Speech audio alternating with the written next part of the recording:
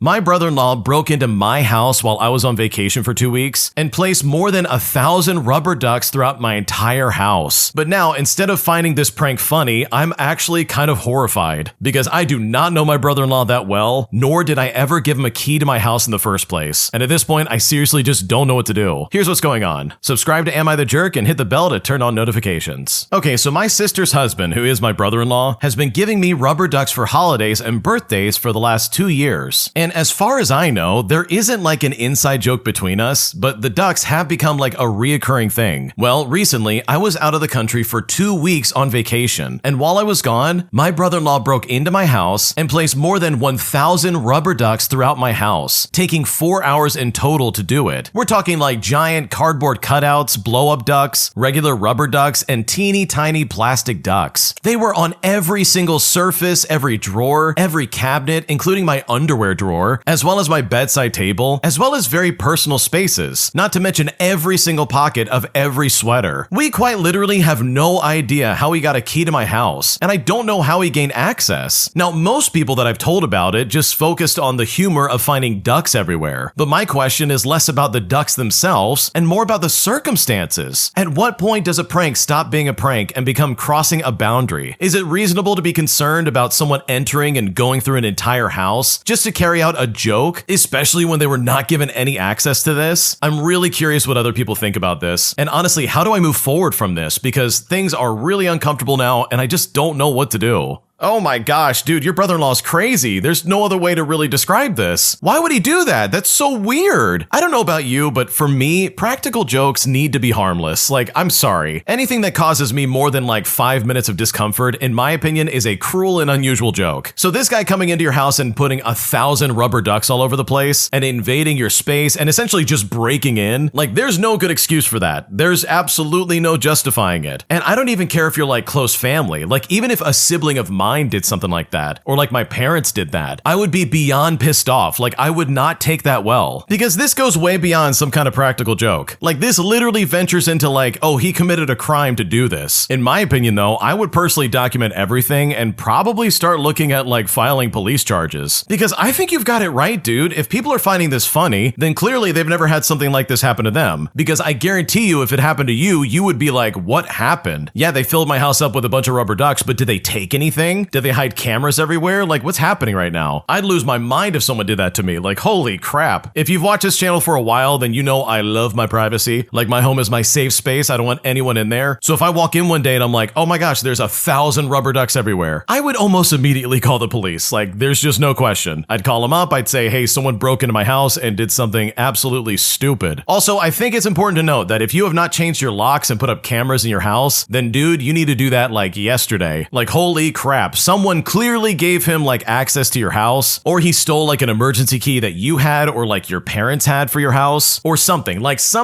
that happened. And honestly, I would lock down pretty much everything. So dude, honestly, I'm so sorry that this happened to you. This really is a much bigger deal than people are making it, and I really wanted to highlight it because this is not how you prank somebody. Breaking into someone's house and spending 4 hours putting garbage everywhere, which is exactly what this is if you ask me, is completely inappropriate and not okay in my book. And in my opinion, I think the brother-in-law definitely should pay for this because he definitely crossed a line that should not have been crossed. But hey, that's just my opinion. What do you think though? Leave a comment down in the comment section. Like, what would you do in this situation? If you found over 1,000 rubber ducks scattered throughout your house, would you think this is a funny joke? Or would you be horrified and be like, oh my gosh, what is going on? Let me know down below. I would love to read some of your responses. If you like Am I the Jerk, then I can promise you, you're gonna love Am I the Genius. We love them over here, and we definitely want to spread the love and have you guys go over there and give them a subscription. Also, if you want to share your own stories, go to amithejerk.com/submit. We would love to hear some of your insights and stories, and like, honestly, we want to hear about your experiences, because sometimes we might find a nugget of truth that is just mind-blowing, which is exactly what Phantom Ghost gave us the other day. They quite literally waxed poetically about how karma comes back to bite people in more ways than one, saying that it's only a matter of when and where, and like, dude, oh my gosh, I think we found like a modern day Socrates. Holy crap, that was amazing. So thank you, Phantom Ghost. I'm gonna remember that, and I'm gonna remember that for the people who have betrayed me and wronged me in the past. One day, karma's gonna come back and help me out, and I will immediately think of you, so thank you for that. Anyways, let's get back to the video and on to the next story.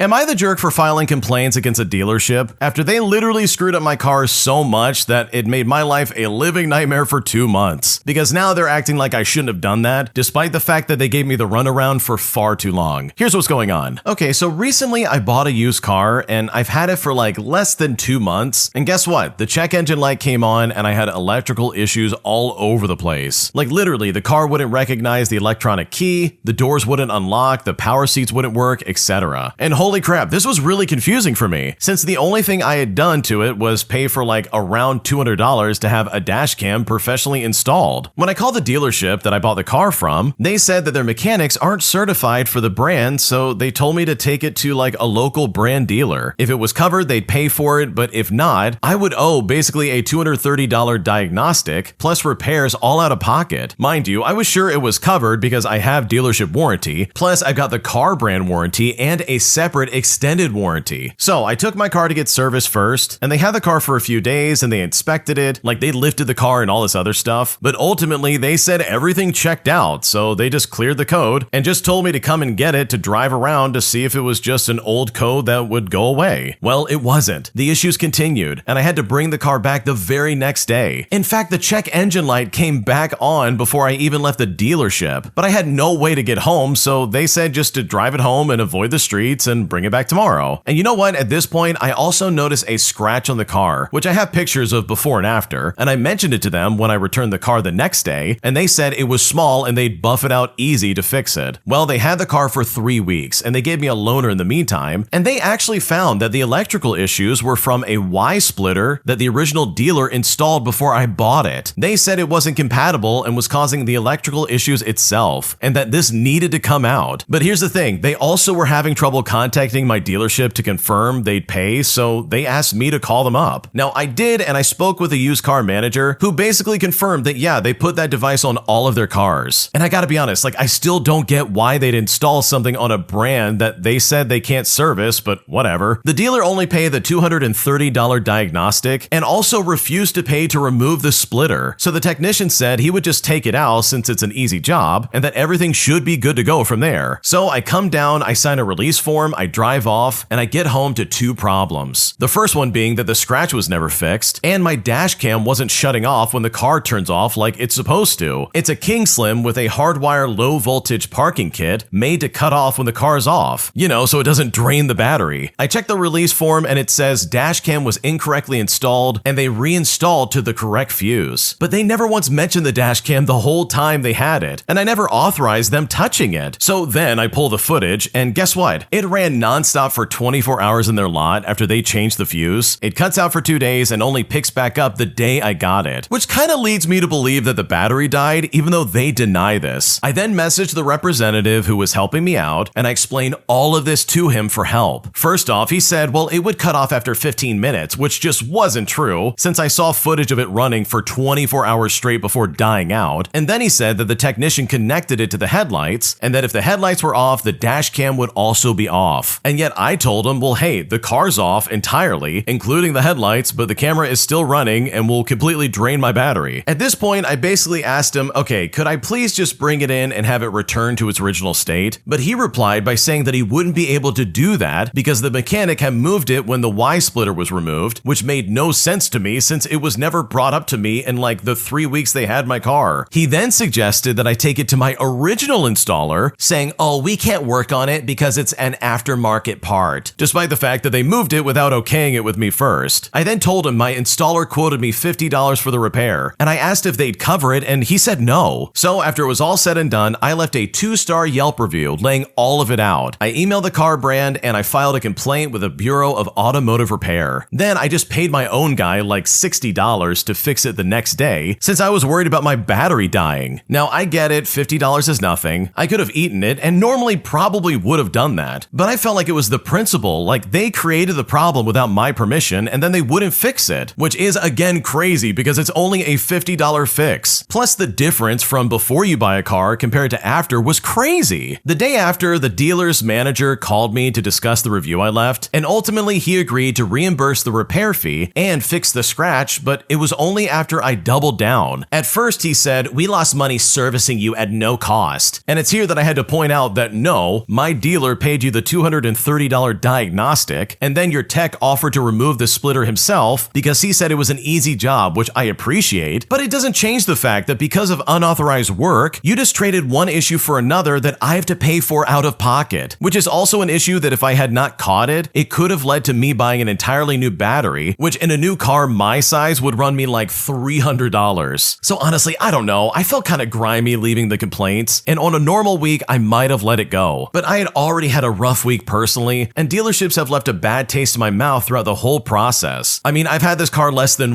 2 months, and it's already spent half that time in a shop. So anyways, am I really the jerk here? Like, with all things considered, should I have just moved on with my life and not said anything about this? Or am I justified in complaining and making a stink about it? Because honestly, at this point, I don't know what else to do. Okay, bro, I'm not kidding when I say this. Why is it that car dealerships and car salesmen are some of the sketchiest people on earth? Because I've run into this scenario so many times, it's not even funny. They see some dope who doesn't know anything about cars, which would definitely be me, and they literally toss you around like an idiot, and they're like, oh yeah, we can't pay for that. And they just jerk you around left and right, and it's like, dude, just give me a break here. I understand you're running a failing business, but I literally just want my car repaired. So you doing this is making my life a nightmare. They either scalp you for as much as you're worth, or they're gonna completely take advantage of you. They're gonna kick the can down the road because they don't want to pay for anything you're doing. And that really sucks because dude, I'm just trying to find someone honest. Why does this profession always attract the worst kind of people? Because this should have been an easy fix. They're the ones that screwed up. They screwed up multiple times by scratching your car, putting the Y splitter in there, ruining your dash cam when you're like, dude, why did you even touch it? These are just colossal mistakes left and right that you had nothing to do with. So personally, I think leaving a bad review is the best thing for these people. Because it's so funny, they can give the worst customer service possible, but the second you say, wow, these people suck, don't go here, they suddenly scramble to attention. They're like, wait, you can't do that, we're losing business. But it's like, dude, you lost business the day that you decided not to help me out in fixing your problems. Because all they had to do was the right thing. They just had to do the right thing and this all would have gone away. So no, screw these people. File as many complaints as you want. Leave as many bad reviews as possible. These people suck. And in my opinion, based on what you described, they absolutely deserve this bad review.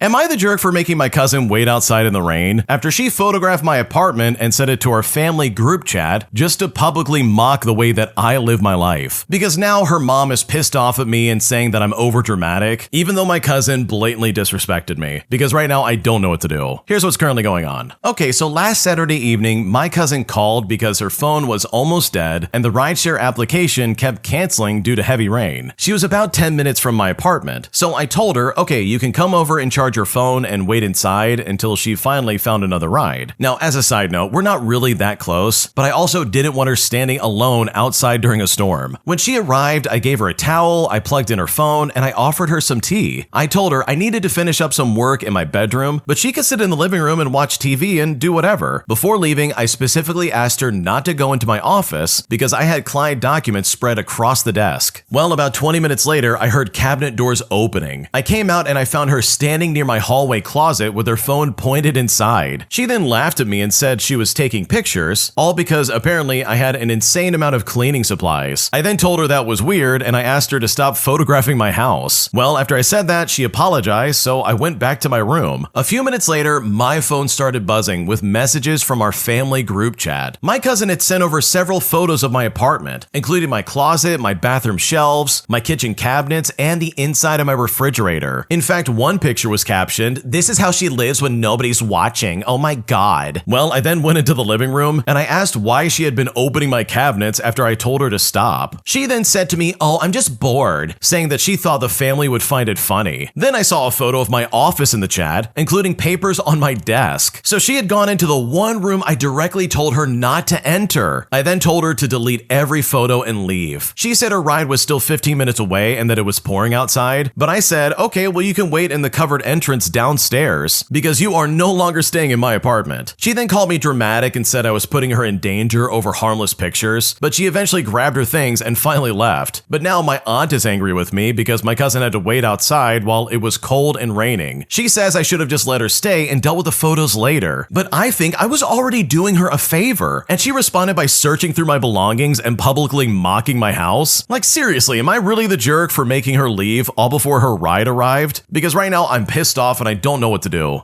Oh man, if a family member came into my house when I was literally doing them a favor, which is exactly what you were doing, and they then had the audacity to go around and mock my living situation and be like, wow, look at the way they live. Like, dude, not only are you going to be out in the rain, I'm going to physically throw you into the rain. Like, what are you talking about? I'm doing you a favor. I'm literally helping you out. And you have the gall to stand there and make fun of me and mock me in front of the family? Like, what are you talking about? Dude, people like this suck. I hate people who act like this. It is so obnoxious, and it's like, dude, you are so like double-sided. On one hand, the cousin will be like, I need help, I'm in the rain. But on the other, they'll happily mock you at any chance they get, rummaging through your stuff and being like, oh wow, look at their house. Like, no, dude, you can't do that to someone who's showing you like a modicum of like compassion, because the original poster could have easily been like, sorry, can't help you, see ya. But instead they let you in, they gave you a towel, they're charging your phone. Like, dude, come on, man. At least be a somewhat good guest. This is so mean. So no, you're not the jerk, and anybody upset about this is probably just as bad as the cousin, because I think there's no justifying this behavior. It's really toxic and you don't deserve it in the slightest. Am I the jerk for refusing to pick up my niece anymore after I found out that my sister was completely lying about working late, as she had literally been fabricating pretty much the entire scenario over and over again just so she could go shopping with her friends and drink cocktails whenever she wants? Here's what's happening. Okay, so for the past 4 months, I've been picking up my sister's 7-year-old daughter from school 2 or like 3 times a week maybe. My sister kept saying her manager was scheduling mandatory late shifts and that she had nobody else who could get there before after school care closed. For reference, I work from home, so she assumed that it was easier for me. And sure, it wasn't always easy, but I love my niece and I didn't want her stuck without a ride. Picking her up usually meant ending work early, driving about 25 minutes to the school, bringing her back to my apartment, feeding her dinner, and keeping her until my sister arrived at like maybe 9 o'clock at night. I had to cancel plans a few times and move meetings, but my sister always acted extremely grateful and said she hated needing so much help. Well, last Thursday she sent a text at noon saying someone had called out and she urgently needed me again. I did have plans that evening, but I rearranged them because she made it sound like refusing could get her in trouble at work. At around 6 o'clock, my niece asked if we could get ice cream, so we stopped at the shopping center near my apartment. And that's where I saw my sister sitting outside a restaurant with 3 friends, literally drinking cocktails and laughing. Well, needless to say, she looked really shocked when she noticed us. At first, she claimed that, oh, my shift ended early, but one of her friends casually said, well, actually, we've been shopping together since 2 o'clock. My sister then admitted that she had used me for pickup several times when she actually wasn't working, because this was her only chance that she got, according to her, to have a life. She said that being a single mom is exhausting and that I wouldn't understand. Well, at that moment, I straight up told her, hey, I am no longer going to be a regular pickup person, and that she needed to arrange after-school care or speak to our parents. Like, I will still help during a real emergency, but I'm not rearranging my work and personal life based on stories I can't trust. She then got angry and said I was punishing my niece for her mistake, and now she's telling our family that I suddenly abandoned her after promising to help out. Now, my mom thinks that I should keep doing pickups but set clearer rules, because sure, my niece loves spending time with me, and yes, she has nothing to do with the lie. And yeah, you know what? I love her too, but I really feel like continuing would only teach my sister that she can manipulate me as long as my niece is involved. So am I the jerk here for not wanting to help her out anymore? Because I just don't know how else to handle this. Bro, your sister sucks. Oh my gosh. There's no way you're the jerk here, because she clearly was taking advantage of you. Like, what do you mean she's been shopping since 2 o'clock in the afternoon? That's craziness, dude. There's no good excuse for that. Here you are rearranging your entire work schedule, which, by the way, if you've ever done that, you know it's a nightmare. You've got to call clients, you got to move meetings, like it is definitely not easy. So to then find out that, yeah, your sister's playing hooky and just hanging out with friends and drinking cocktails, all while you're taking care of her daughter under the pretense of like, oh, it's a work emergency, like I've got to be there for family. Like, bro, I would be pissed beyond recognition. And no, for the record, I didn't abandon anybody, dude. You literally lied to me, dude. And no, you can't use the whole, oh, I'm a single mom, you wouldn't understand excuse. Like, does that justify you being a lying piece of crap? Like, what's going on right now? So no, you're not the jerk. I would never believe a single word out of her mouth, and I would probably be like, hey, if it's an emergency, call the cops. Because clearly she definitely cannot be trusted.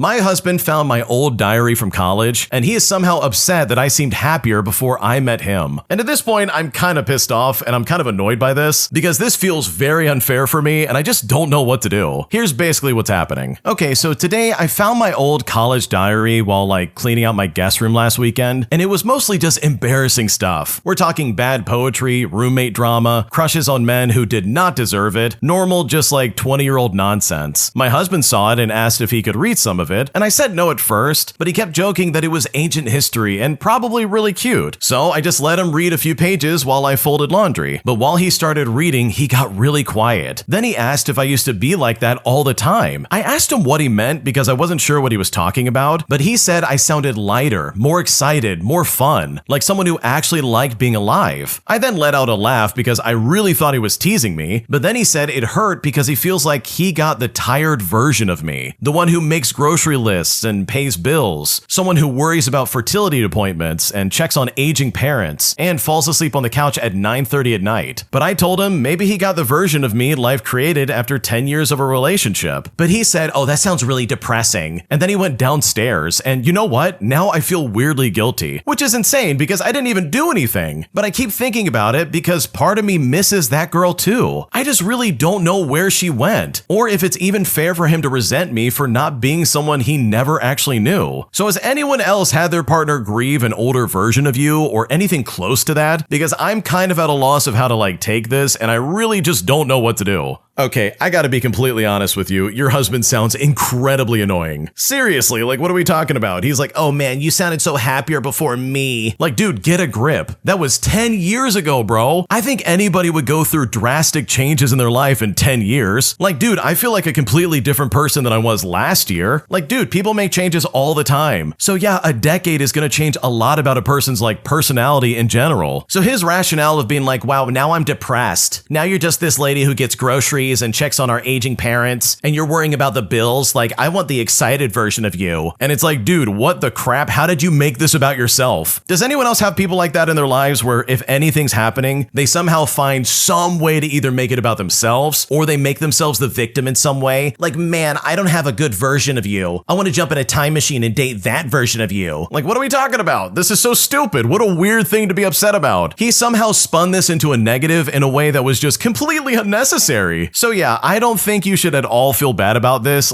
He's being a complete baby in this situation, and he's acting like a moron. And the fact that he would guilt trip you over a diary that he wanted to read that dictates your life 10 years ago, dude, I just think that's so crazy, and that's just a bunch of nonsense. And I would completely ignore this pity party he's desperately trying to throw. My entitled manager tries to boss and bully me around, all because he saw me as a difficult employee, despite the fact that I have customer service awards, as well as high praise from my previous managers. So I decide to get revenge by exposing him for the awful manager that he is, resulting in several people from my company resigning with me en masse. And I've never felt better about getting back at anybody in my life. Here's what happened. Okay, so for a bit of background, I've worked at my current job for over 3 years. And for most of that time, it has been a small team that is very collaborative, good at listening, and mission focused. Most of this time, I've had a manager by the name of Dylan that is very supportive, listens, and doesn't micromanage. And I've even been applauded and received multiple awards from our customer and directors. And cut to last year in the fall, and we had a huge turnover in management. And in the preceding reorganization, I was moved to be under a different guy by the name of Rick, who is ex-military and is very used to simple sir, yes, sir responses. He's targeted me and several other employees who voice our opinions in the spirit of improving the overall organization, not just to be difficult or insubordinate. Rick is also super incompetent and poor at time management, and I have to do all of the planning and management for our team and even complete some of his tasks just to keep our organization afloat. Well, last month was evaluation time, and I emailed Rick asking him to involve Dylan in my performance review, since Rick was only my boss for 1 month out of the performance period. Rick refused and wrote me a scathing review that wasn't evidence-based at all. I had sent him multiple references like kudos from the customers and performance awards, and he ensured that I got no raise this year. I complained to HR, and they decided that it needed to be redone with Dylan's involvement. The same day that HR notified everyone of the new plan, Rick came up to me and told me to be careful of how I charge my time since he noticed I'm away from my desk a lot. And as a side note for context, my job involves collaborating with engineers and engaging with a customer. The next day, he asked me for a list of my current tasks and priorities, as well as deadlines and detailed descriptions of how I perform certain jobs. I went to HR with this information and said it looks suspiciously like retaliation, and they are building a case for firing me. A few days later, I received a written warning for a perceived offense last year, even though there was no real proof from them that I didn't do my job. The timing of everything is very suspicious, and I know that Rick has been investigated and confirmed for creating a hostile work environment for another employee who ended up being relocated to another department to avoid a lawsuit. Fast forward, and I had an interview last week, and I accepted a job offer on Monday. I promptly sent out my notice on Tuesday as my last day, and this is 1 week from a major new system launch. The real kicker here is that I sent out the resignation to the entire company with details about how I was targeted and retaliated against, and how I know I'm not alone in receiving this treatment. I've already heard from multiple coworkers encouraged by my message that were too depressed and stuck to leave that are now looking for other opportunities, and have confirmed that leadership is already having a meltdown. Rick is also being exposed as being completely incompetent, and I was the only other person on his team. The expert staff is about to leave en masse and leave the incompetent leadership to deal with the fallout. I also filled out an exit interview form with even more detail about the situation that will get forwarded from HR up to the directors to see why people are leaving. And honestly, I've never felt better about getting back at somebody in my life. Yeah, Rick was 100% trying to get back at you and was very clearly trying to retaliate for some stupid reason. Like, this guy does not know your work ethic at all. He's just some incompetent manager who's trying to